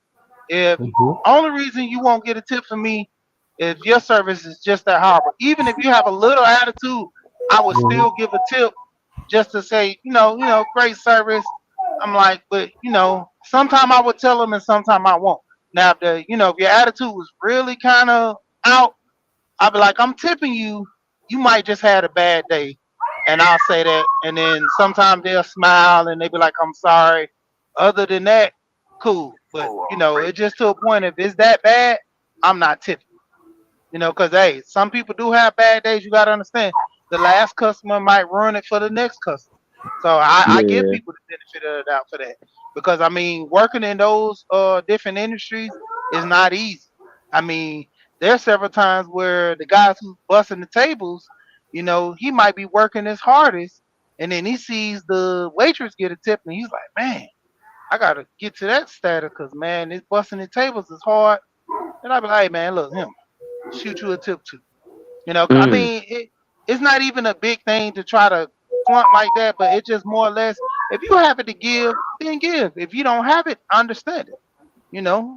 I Yeah, mean, that happens. everybody's not gonna have I'll it. tell you one that's funny. And this is for the men, fellas. If you really want to look big boy, right? And you can only be married when you do this. Um, when you go out to a restaurant and you got a nice little hot chick, who's the waitress, uh, and you make sure you flirt with her. Make sure your wife is right there, and you flirt with her, and whatever the bill is what you give her for the tip. I did Hmm. that. Trying to get me Um, killed. Boy, you huh? trying to get me killed. Trying to get me Nah, man. on the, Listen. trying to put me on the sofa. Hell no. I ain't listening No, to that manosphere I've never sleeping on the sofa. I did that one time, and it was my fault. advice. I mean, come on, Alonzo. You, What you you say? first mistake there. Flirt with the Yeah. waitress. No, no, Uh, Absolutely. no. You won't That's a even no get no. your food. You won't even get your listen, food. man. I told you, man. It's an alpha male, man. You gotta be an alpha male, man. Y'all simps, man. Y'all gotta be alpha. No, It, thank it, you. it, get him, K4. Hey, it's nothing wrong. You could be an alpha, and you could still be an alpha that sleeps on the sofa. You That's know, right. so Exactly. but it's garnering the respect. That's one thing. My wife, I wouldn't do that in front of her. In Nah, general, I'm I just. wouldn't do And, that and just to in be honest, general. But Alonzo, I more or don't want less, that done in front of me because I'm not gonna have that. He said, yeah. I'm not 'Cause, gonna hey, have hey, that. I wouldn't even. Let's see if the roles were reversed. If your wife was hitting on the male waitress, would you like that? So it's like I wouldn't want nothing done like that to me. So therefore, I Exactly. wouldn't do it into somebody else. But the tipping part is a good thing to double the tip up, whatever the cost. Hmm. If you got it, then do it. Yeah, if you That's gotta do always it, been my but the I just the prefer young to. I girl like was to good do it. service, but I wasn't Even if flirting it's and all even if that. it's a But even if it's $1, I want to do it. Um, I've always done it. If I don't put anything there, it just I don't know. I've always done it. If not, I'll just go pick up my own food. Um, you tip so when you do takeout? no, I do not. Okay, I was But gonna if I say I have don't tip cash when I with do me, like takeout. when I do takeout and I go there, and the way they respond to me, the wait time and everything. If I have like $1 or two, I usually drop it in the jar. So sometimes I do tip when I do takeout, and that's 50% of the time, which is a little bit high. Yeah. I do that. I do that. yeah. Oh, Uh, we tip all Now the time. my cousin, she's a healthy tipper. Now, we Yeah. one time we went to this restaurant and she liked this particular waitress. This guy was actually about to get off and she was like, "Well, we came for you because you're our good waitress. I'm ready to tip you now." Oh And wow. so when he heard that, he was like, "Hold on, I think I got." And the other waitress came, and she was like, "No disrespect to you." She gave her $20, but she was like, "This is my waitress. This is who I normally come and see. I want him to be our waitress." So he gave the other lady $20 and told the guy, "I want you to be our waitress." And he was like, "Okay." And soon as he seen her get a 20 just for just coming to say hello, she was like, okay. And he went back and told him that he was going to stay. He stayed an extra 30 minutes over his time, didn't even get paid for it. But guess what she did? She tipped him $75 at the Damn. beginning and turned around and tipped him another 50 for staying. I was Mm. like, wait a minute. I'm like, can we tip too? Like, dang. Like, is you throwing shots at this man? You trying to get this man or something? My cousin was like, no, this guy, he just real excellent service. She was like, he always smiling, and he do. I've never seen this guy frown. He smile. I'm talking about even with rude people. He just say, okay, they be like, man, this stuff ain't hot, or you know, the kid might be acting up, and be like, ma'am, do you want me to give him some more drink? Nah, nah, Mm. he ain't getting no more. He'll bring the drink anyway. He'll put it to the side. He says, it's up to you to give him or not, but I'm giving you this. He's doing go above and beyond. And Mm. so, that's why I seen why she always tipped him like that. And he had great customer service. But it I just, do love a hey, good waiter. I ain't even gonna lie. You know what though, and that's a good thing, folks. You can request, like, you see how your cousin, she's a good tipper. People will even, like, if you go to a restaurant and you get good service, you can ask to be seated, and you could be like, hey, is Rachel here? Yeah, Rachel's here. Can I be seated in Rachel's section? Okay, cool. And then that way, that Rachel's your waiter, and you know that your food is gonna come out. Rachel makes sure her section is good and hot and all this other stuff, and there you go. um and like Rael said, here he went to an upscale restaurant in Dallas called Chamberlain's. Okay. Um, and him and his lady, they always tip well. And I think that's something that, especially as husbands or men who want to be husbands, or even men who were husbands, right? That's one of the flexes. And I'll tell you why. I was talking with a relative of mine. He makes his money off the books. But he said something funny to me. He was like, because I was talking to him about life insurance. He said, "Man, listen, I don't have nobody to leave this money to. I got all this money and I ain't even got nobody to spend it on." And I was laughing. He was like, "I ain't got no kids. I ain't even got no girlfriend." And I was laughing because he was like, as a man, there's a certain point where, yeah, I can get all the stuff I want, but I feel better being able to go and do my girl's nails for her, and being able to go and get her a new bag or whatever it is that he wanted to do. And a lot of guys feel that way. Go ahead, she.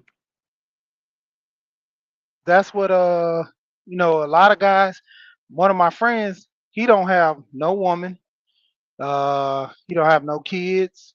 And I was like, he was talking about life insurance. I was like, why not just get it for your niece and nephews? I said, so you mean to tell me out of your whole family, you don't have no nieces, no nephews, no uncles, or anybody who, even besides your mom, you would leave money to ensure them having a better life? Because if you had a great life, why you don't want to pass the buck? And he was like, dang, I never thought about it like that. I said, with you being the uncle with no kids and have great nieces and nephews, wouldn't it, be better for you to leave some money like that? So the first thing these kids get when they get older, they want to think of my uncle that left me this money, who thought about me and cared about me like no other. Like, come on. And they was like, yeah, that do sound good. It do, man. Shit, I need to get you your license, man. But listen, I ain't, I ain't gonna lie to you. Haven't a lot of people, and Kay will tell you this. He said a lot of people look at that book and they be like, you know what? I'm gonna just let the guys who do this. But that goes back to the skills and resources. Not everything is for everybody, because when it comes to mechanics, that's why I pay somebody to change my car battery. Because if it comes down to a pinch, yeah, I could do it if I have to. But I'd rather just say, here, pay for it. Know it's gonna get done good, fast, and the right way. And if it don't, I paid for it, so I can always make you do it again because I paid for it. Yeah. But I think that's actually good advice in terms of single men getting the life insurance. And I put on Facebook all the time. I got this little meme with this this little anime face girl making a little sexy face, and it says invest in life insurance. Girls like men with big life insurance policies, and it's true. Even if you look at the dynamic of guys wanting to be older and dealing with a younger woman is because they're financially stable. And if you're 20 years older than her, then she's going to expect you to die before her and leave her at least 20 years of the income or the lifestyle that you provided. So if we're going to think like that, guys, we got to think, see, as a woman, you can look through the crack of the door, but as a man, you got to kick that motherfucker open and look at the whole picture. And I think a lot of guys aren't looking at the whole picture because they're like you said, well, I'm single, I ain't got no wife or kids. Well, do you plan on having it one day? Yeah, all right. So you should probably have this before you get the wife and kids. Oh, that's putting the cart before the horse, is it? Well, do you buy a car first or do you get a driver's license? Now, if you're talking to some people from our community, they'll tell you to just buy a car. Because I have a whole bunch of people who used to look at me and be like, Lonzo, how you do this financial stuff and you ain't even got a car? Because I don't have a driver's license. You don't need a driver's license to have a car. Then I got my driver's license this year and went and bought a Benz. And see, that's the biggest thing too. If I need driver's license to sell you life insurance, then what are the priorities? Because me being in this field, I'm giving you a service to provide yourself. Now, you're worrying about the aesthetics of me driving a car versus me having the way to provide you, long term, income, not just for you, but for your family. So, and me at advantage of having license, It only fathers me to go different places, but me providing you with this service of life insurance is going, even further. Even with them, you should do a meme that says, all the best sugar daddies got life insurance Yeah. because they know how to handle their wealth. That Yeah. that could be a good meme. It's All the the best truth. sugar daddies have life insurance because they know how to handle their wealth. When it comes down to it, how many men, have these conversations about life insurance and wealth? And, that's like the biggest thing where we can have the questions and the talks about the women all day, but how many men are, having themselves long term invested in themselves? And that's what life insurance, basically to me looks like is being invested in yourself. If you're not investing in anybody, you're invested in yourself. Well, see, now I can't fault people for wanting me to have the driver's license and all that because here's the thing. Like we said earlier, unless you know what I know about life insurance and like unless you know that I know what I know, then to you I'm just another Bob's Burgers. I'm not McDonald's, right? So I can't no doubt, okay. So I can't um expect, even though it's relatives, so you should have some sort of semblance of an idea, but I can't expect you to understand exactly what I got going on. So because of that, I can't fault the client. That's part of that marketing, right? So again, that's why in part of that marketing, I go, okay, boom. Now I got my driver's license. Here's a Benz, right? Because I'm in the financial world to be able to afford to do these things and get a nice car payment. I ain't paying $700 a month for my car. I'll put it to you like that. Uh, and it's a good payment, to be honest, because of the resources that I had available. But like I said, that's part of marketing. So now when I say, hey, when I'm in the parking lot at the store and I hand someone my business card and say, hey, might want to think about doing some college planning for your daughter and then drive off in a Benz, it hits a little harder than if I drive off in a Toyota. Not that, because that's part of sales. Because now people are sold on the fact, oh wow, well he must know what he's talking about. He's able to buy a Benz. Well, I know what I'm talking about because I know what I'm talking about. But you as the consumer don't know that. Just like most people wouldn't know that Bob's Burgers is healthier and tastes better than McDonald's unless they tried it or unless they got it marketed to, right? So I get what you're saying. No, it's a strange dynamic, and the more that you understand the customer, the better you are.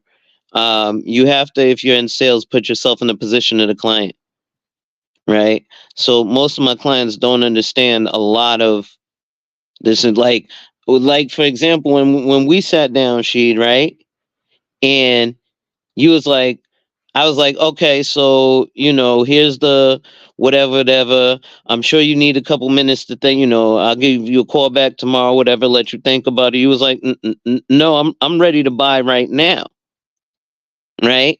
He was like, I want to sign the paperwork right now. Why would I come to you if I'm not trying to do this, right? And that's a mindset that a lot of people generally don't have. Generally, they just want to look at it and kind of poke around and think about it.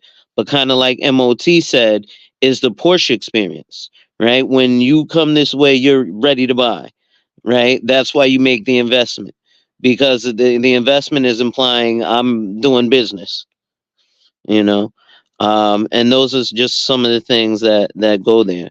So again, ladies and gentlemen, if you're enjoying the content, make sure you hit that like, drop a comment, subscribe, and hit that notification bell so you're made aware every time I release new content. And as always, share.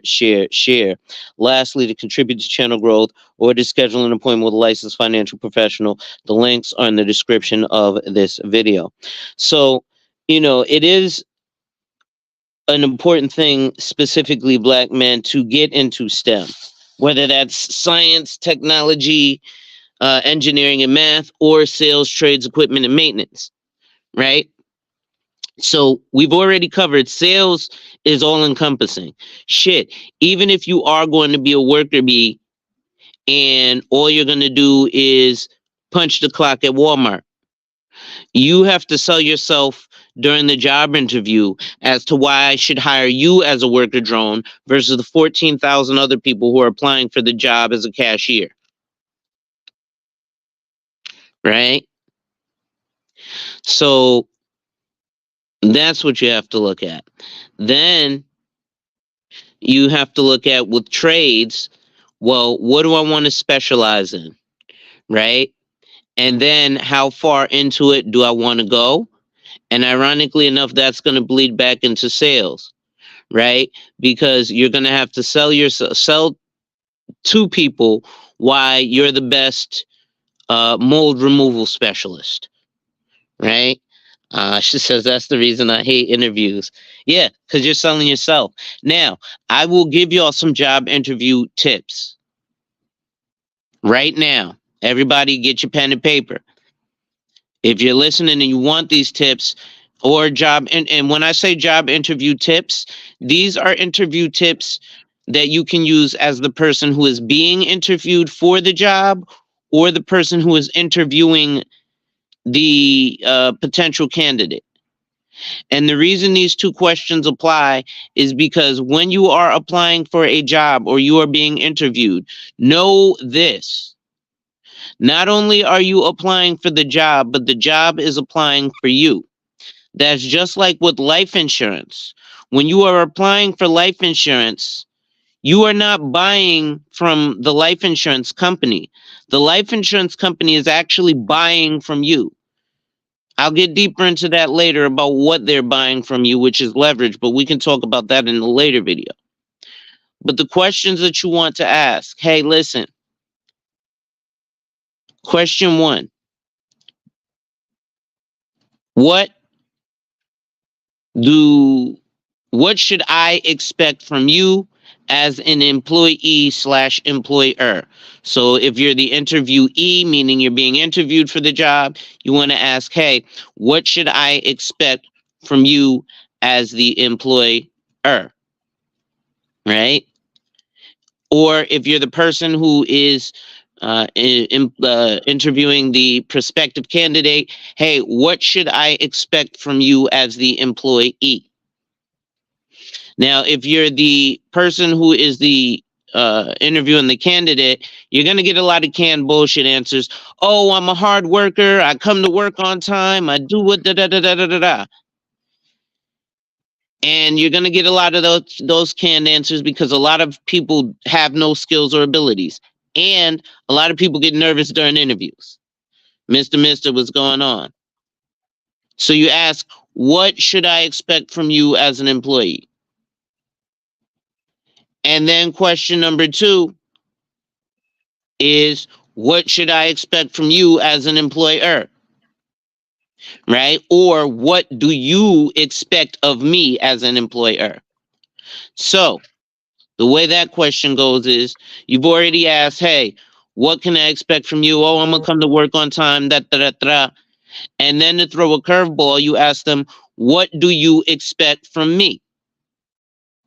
Right? So the first question is, what can I expect from you?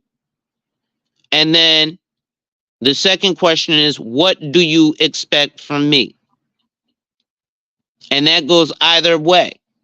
So you ask the job interviewer, hey, listen, Mr. Walmart manager, what can I expect from you as my manager? Oh, you can expect A, B, C, X, Y, Z. All right, cool. Now, what do you expect from me, Mr. Walmart manager? Oh, I expect that, and that actually sets expectation. And do this while you're young, right? And this is something that you should force feed to your children. Those two questions. What can I expect from you? And what do you expect from me? All right? Exactly. Question one, what can I expect from you? And question two, what do you expect from me? All right? And we got Rael on the panel. What's going on, brother?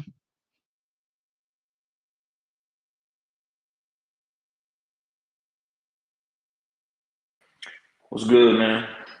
What's going on, Ryan? What's going on, Sheet, All man? right. Long time, man. Hope you and the family good, bro. Everybody good? Um, Happy holidays, everybody. Thank you. You know,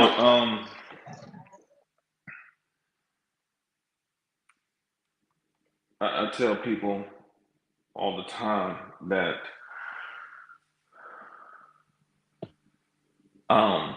how is somebody supposed to know your value if you don't tell them? Um, a lot of times people are expecting people to just know what value that they have, what they bring. And shout out to Kevin Samuels, rest in peace to him. Uh, that value word really, um, that high value description really revealed a lot about how many people in our group view themselves and view other blacks. And so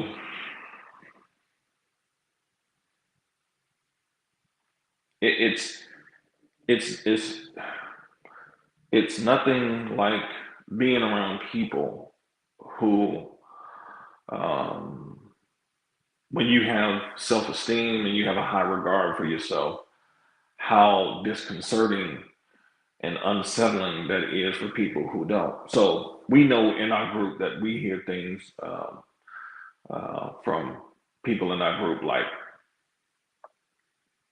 "Oh, you think you're all that?" Or "Who do you think you are?" And these are questions posed to you um, from people who don't have a high regard for themselves. And so when you talk about something like life insurance, what Alonzo does,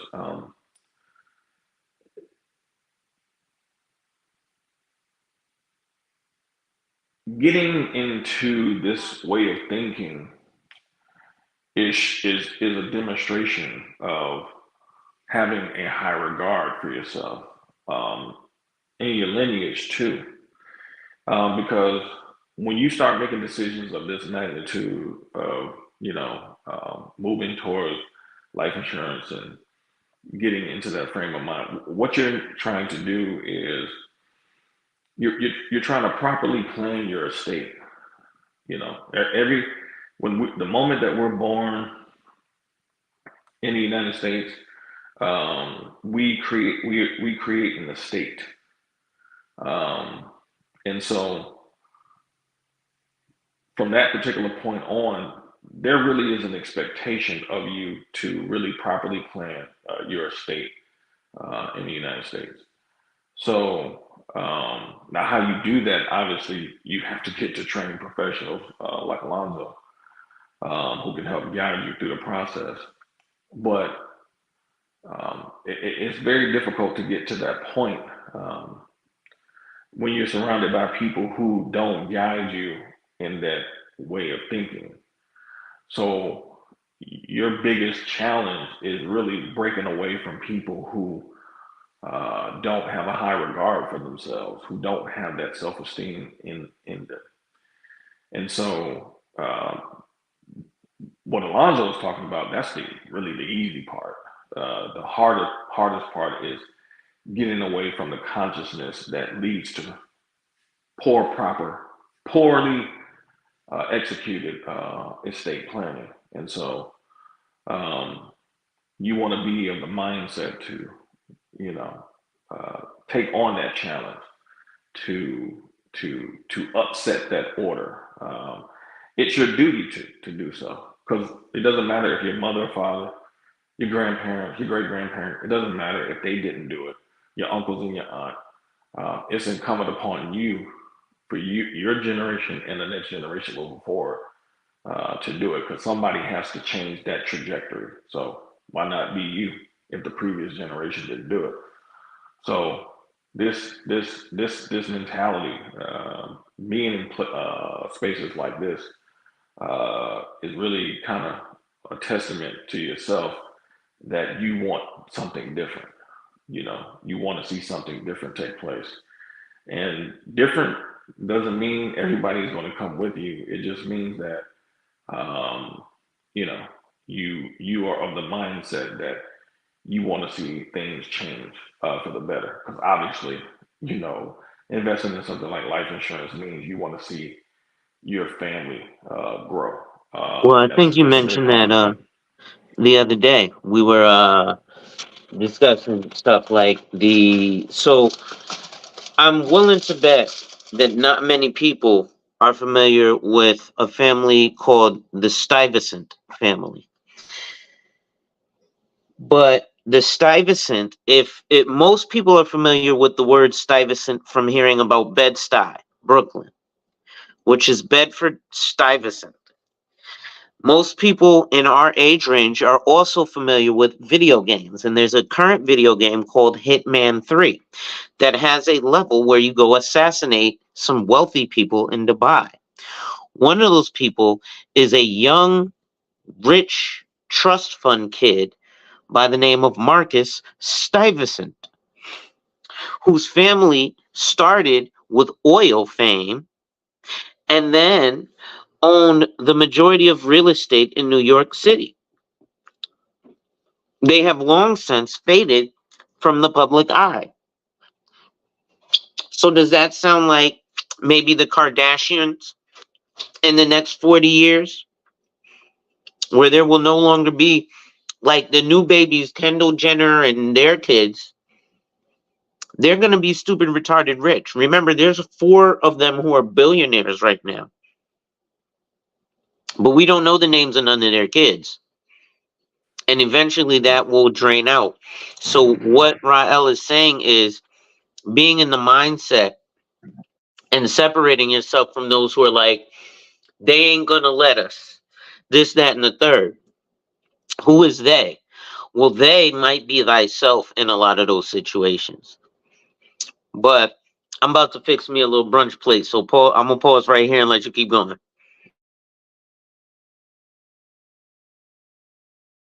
Yeah, I'm gonna say something real quick. Uh, it's a rapper by the name of Rocco, and he had a song talked about proper preparation prevent piss poor performance. So a lot of times we talk about a lot of stuff, but seeking the knowledge is one of the biggest things in what Rael was talking about. You know, the next generation of kids coming to do something. Like honestly speaking, I think if Kylie, I think she's the one that has that makeup line. She will outlast all her sisters because she has a product to give. You know, Spike Kim in the clothes or whatever she's trying to, push her brand and her name without something that a product that can that can be endured, something that tangible for people to deal with, because fame come and go. You know, you be hot today, not hot tomorrow. And product speaks for itself. That's why a lot of times, we were talking about a Mercedes earlier. If you have a name that is being backed by something of success, something of quality, it stands the test of time. You know, but the knowledge that you have, you can build your own brand and name.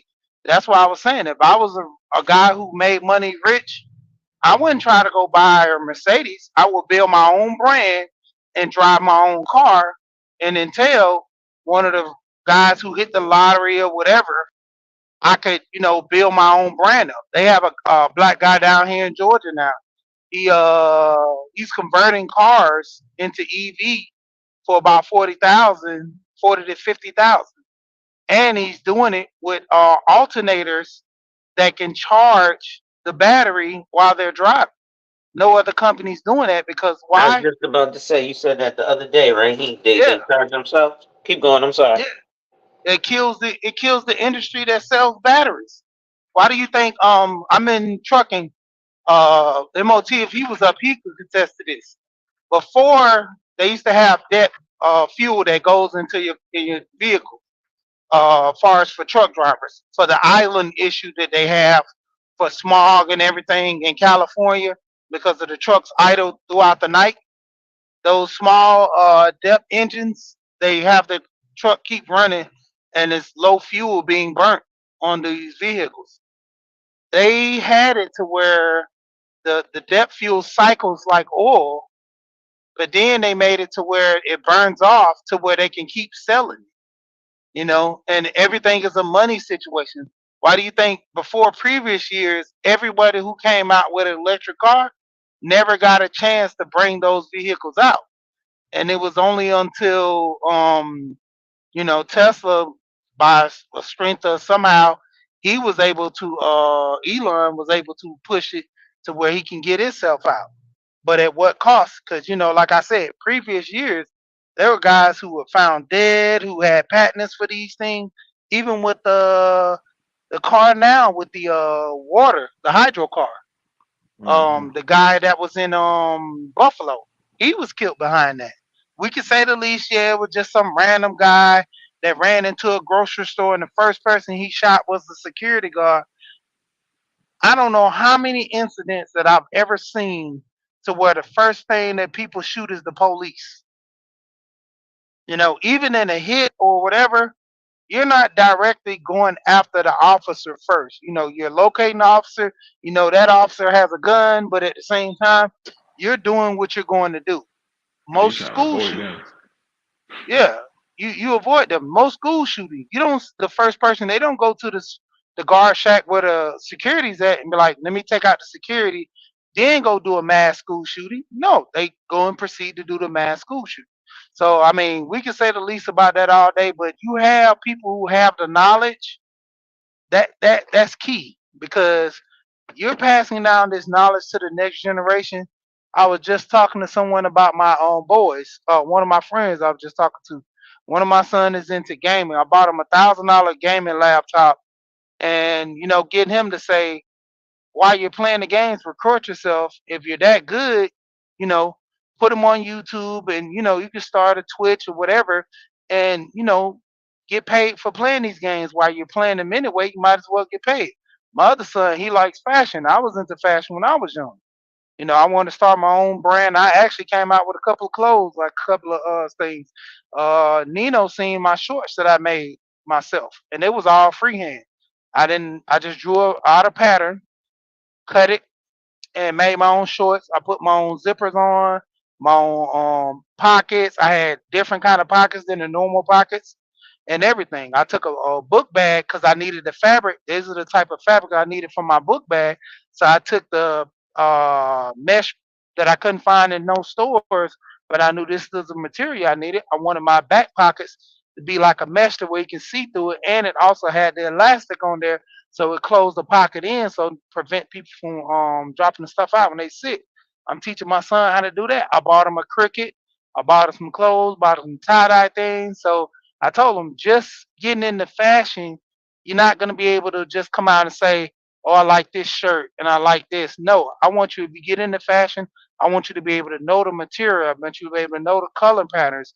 Everybody knows a difference between wearing the plaids and stripes and polka dots. That's a no no. And for the ones that don't know how, going into neon colors. So not just you knowing that I can wear some shoes, what shoes go with what, and can you cross these colors and make it look good? A lot of people can't do burgundy and pink or mixing a burgundy with a maroon and try to throw in a splash of blue something. How can you make those colors work? So just coming and giving him all the simplest of things. No, I want you to go to the basics. Just like we talk about with money and all this stuff. That's why I'm homing in on my channel a lot about money. Because the basic is we're complaining about these gender wars and things. And a lot of us, our main complaint is money. A lot of men can't afford women because they don't have money. It's not that they're trying to buy these women affection.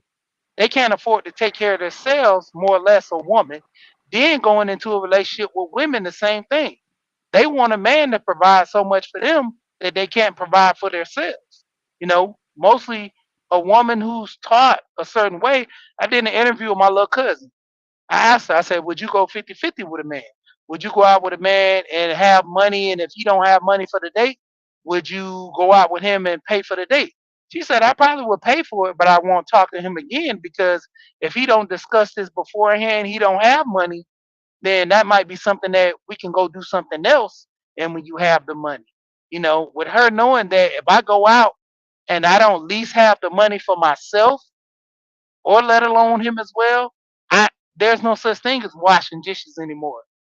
You have the meal, you have to pay for it. That's theft. So going into those things, you learn. Well, let me say this too. Um,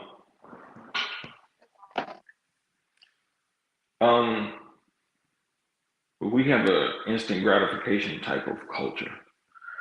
Um, you know, Part of the music that we produce um, talks a lot about conspicuous consumption.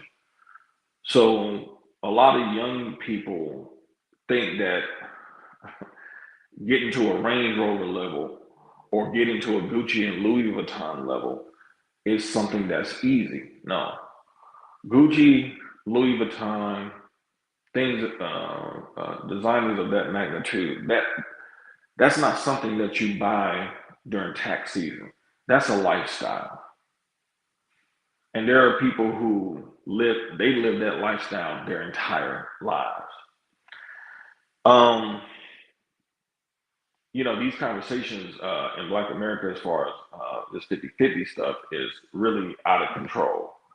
Because the truth of the matter is, if you don't come from a family of money, your ass gonna have to work, male or female.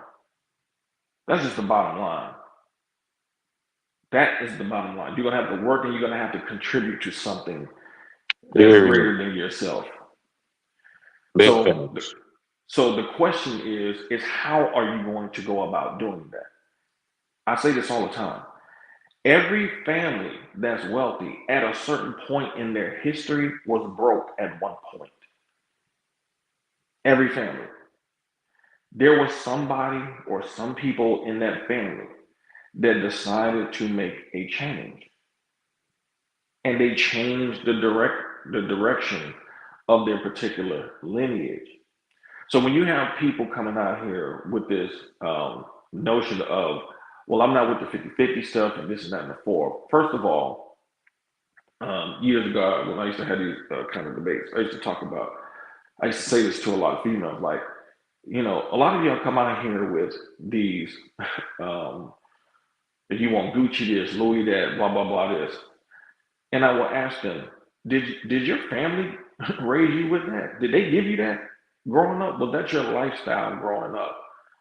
And all of the time, the answer was no. And it was like, okay, so basically, you heard about this stuff through rap songs and stuff like that, and now you think you deserve that. That's not Gucci and Louis is not something you deserve. You don't deserve that. That's something that you have to uh, design economic strategy around to be able to live that kind of lifestyle.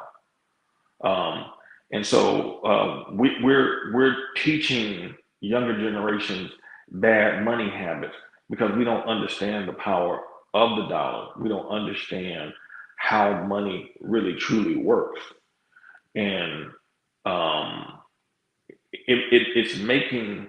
Um, I have a book right now that I'm using for a presentation that I'm doing, and in this book, it talks about how on the plantation, one of the things that drove Black men and Black women into marriage was both sides wanting to be with somebody who had a business mentality. Because I don't know if most people are aware, but on a plantation, there were Black people who ran their own businesses.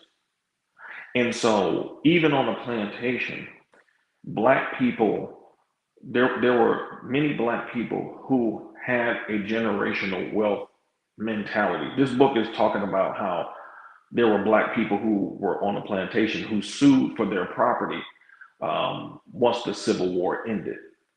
Um, and because some of them had their property confiscated by Northern soldiers when they swept through the South, and they had this commission where they were able to sue for their property. But the fact that you had black people on the plantation that had a generational wealth mentality shows you that even in the worst conditions, our people had a get money mentality. Okay. So it wasn't one sided.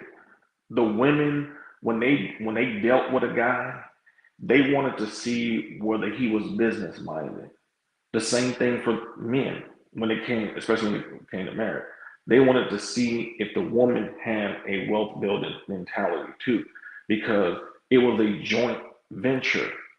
There's no such thing as a woman not having to play her part. A man has a part to play, and a woman has a part to play. Well, And you know what? so There's a even lot of times evidence to people that. are coming from families that have a poor brand, which means they don't have a generational wealth mentality. Mm, Okay. So when you coming from parent backgrounds where it might be a single parent background, you you're missing a completely different part of the equation as it relates to the men. Because when you see other groups of men operate, when if you see Indians, if you see them at the hotel, if you see them at the mm, Dairy Queen they own, yeah. most of the time you're going to see their wives at that front counter working, Well, here's playing why I their wanted to part. add to that. You know, So there is one of the no, things. the Can you man hear is me? doing all the hard work and you just get to sit and just lay back and do nothing. That is Yeah. absolutely asinine. And this is one of the main reasons why men and women in our group have such a hard time getting together and ultimately moving forward in a productive way, because Mm, we fundamentally don't understand the system, money, and how it works, and how we have to work together in unison to build it, especially if you don't come from that background. It doesn't matter if you don't come from money. We can see many stories of people in the United States, man, who didn't come from money, who became wealthy. So that's a good thing. You just have to have a plan to go about getting money. And obviously, I would never suggest a woman getting with a man who has no plan to get some money.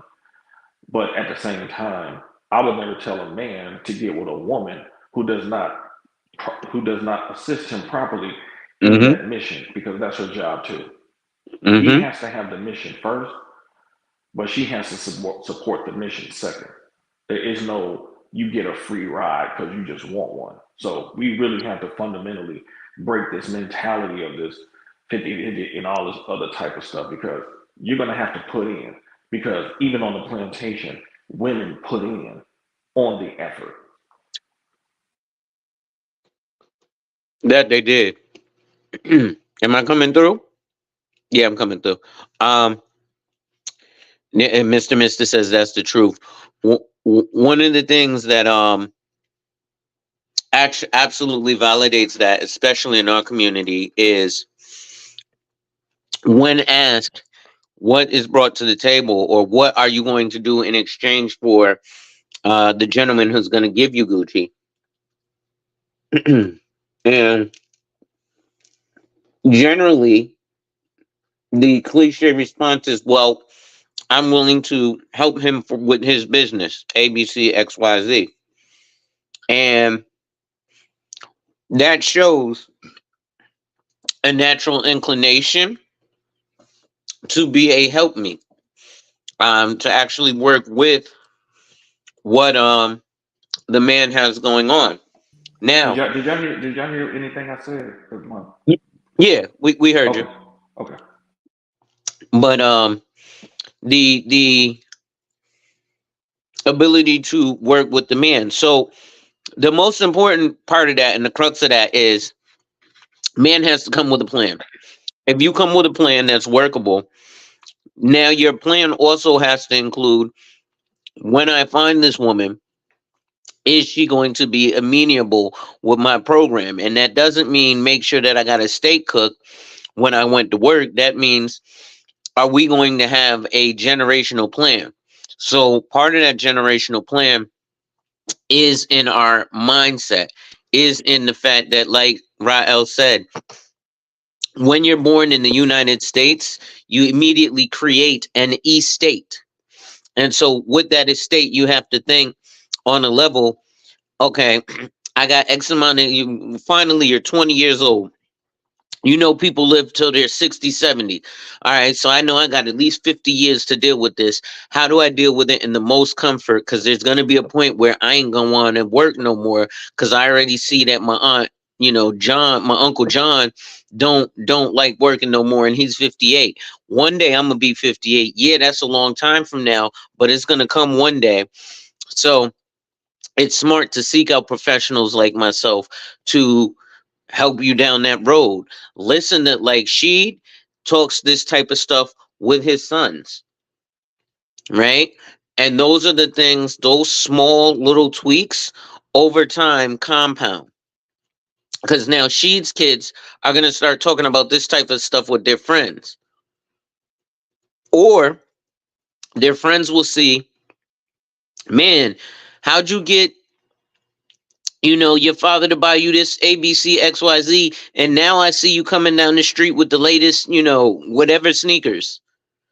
Oh, well, I bought these. How'd you buy these? Because my dad taught me ABC XYZ, and he believed in me and invested in my business. And then he did things like, oh, we went and we opened a bank account. Yeah, I got three bank accounts. I got a checking, a savings, and then I have another savings, which is my actual savings, which I don't touch unless I'm spending whatever it is that I needed, that I saved up for. Right? Um, I think those aspects will have us looking at a bunch of ability to have generational stuff. But I'm gonna get ready to close out, y'all. Anybody want to leave any last remarks? Yeah, I want to hit two channels. One is Believe in Family, and it's spelled what is it? BELEAF, Belief in Family, and they have another spinoff. I think it's either Why Did We Get Married or something like that, and it's the same. And so the concept of the guy and his wife while they were talking, and it kind of shook him because his wife, the same thing what Rael was talking about.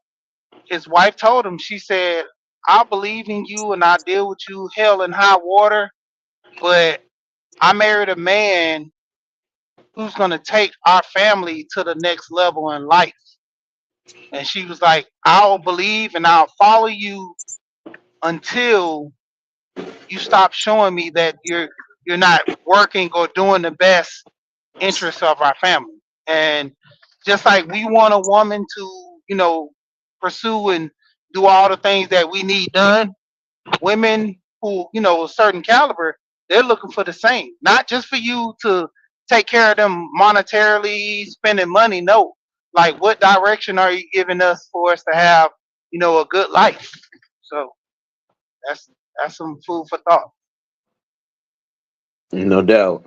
All right, thank you, Ryle. You got anything? Thanks for having me up. Been a while since I've been on one of your streams, man. So always good to chop it up.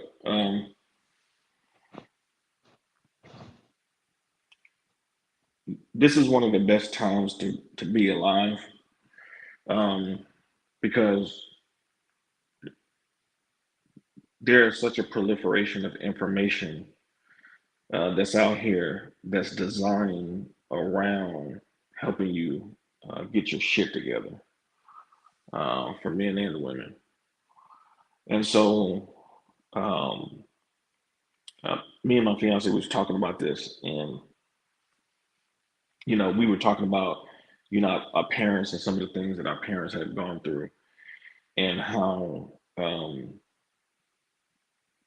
that they didn't have, their generation didn't have the access to information that we do. They didn't grow up with Google.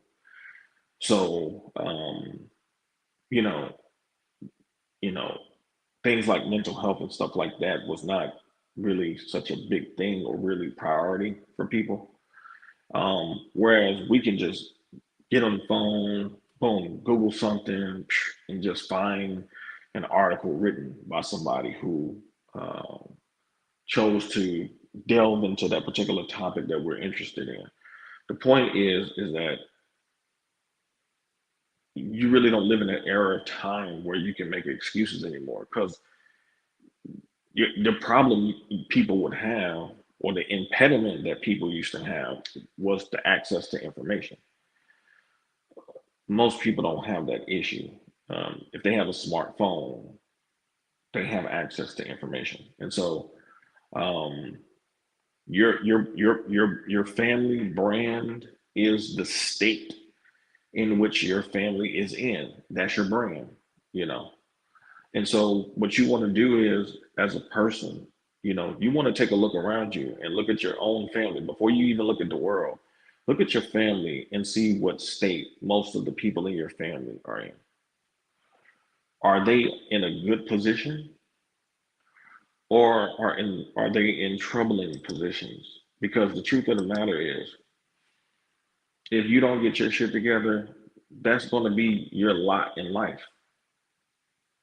And you might live 70, 80 years, but you're going to have 70, 80 years of just nothing but a struggle. Or you can get some of this information out here that can help transform your consciousness and help you think in a more productive fashion and just get to work so you can change those generational curses. Because the truth of the matter is, poverty is a generational curse. I know people don't want to look at it that way, but it truly is. Because families can come together to pull their resources together to help each other grow economically. This is what people have always done throughout the course of human history.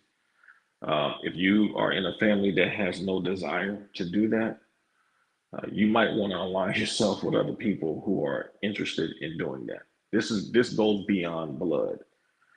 This is about consciousness, and so you want to just make sure you are around the right people that have the right type of consciousness for you to be able to grow personally and financially as well.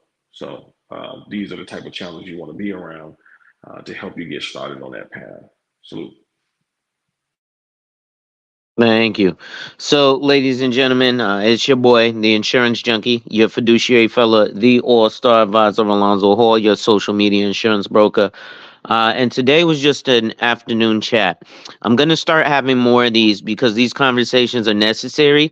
Um, and it will help to distract from the distractions, or the meaningless dribble that we may encounter on a day-to-day basis. Trust me, I'm still gonna float around for my fuckery too. At any rate, ladies and gentlemen, make sure you hit that like, drop a comment, subscribe, and hit that notification bell so you're made aware every time I release new content. And as always, share, share, share. Also, I am going to be doing more series type stuff, dropping tidbits and hints. But like I said, to be fair to those who are actually my clients, I am going to try and reveal a little bit less of the game. Um, With that being said, ladies and gentlemen, wipe ass, work in progress every day and see success. Wipe ass, work in progress every day and see success. Wipe ass, work in progress every day and see success. And remember, folks, when people challenge you, they don't challenge you to challenge you, but they challenge you to challenge you. Accept the challenge. Salute.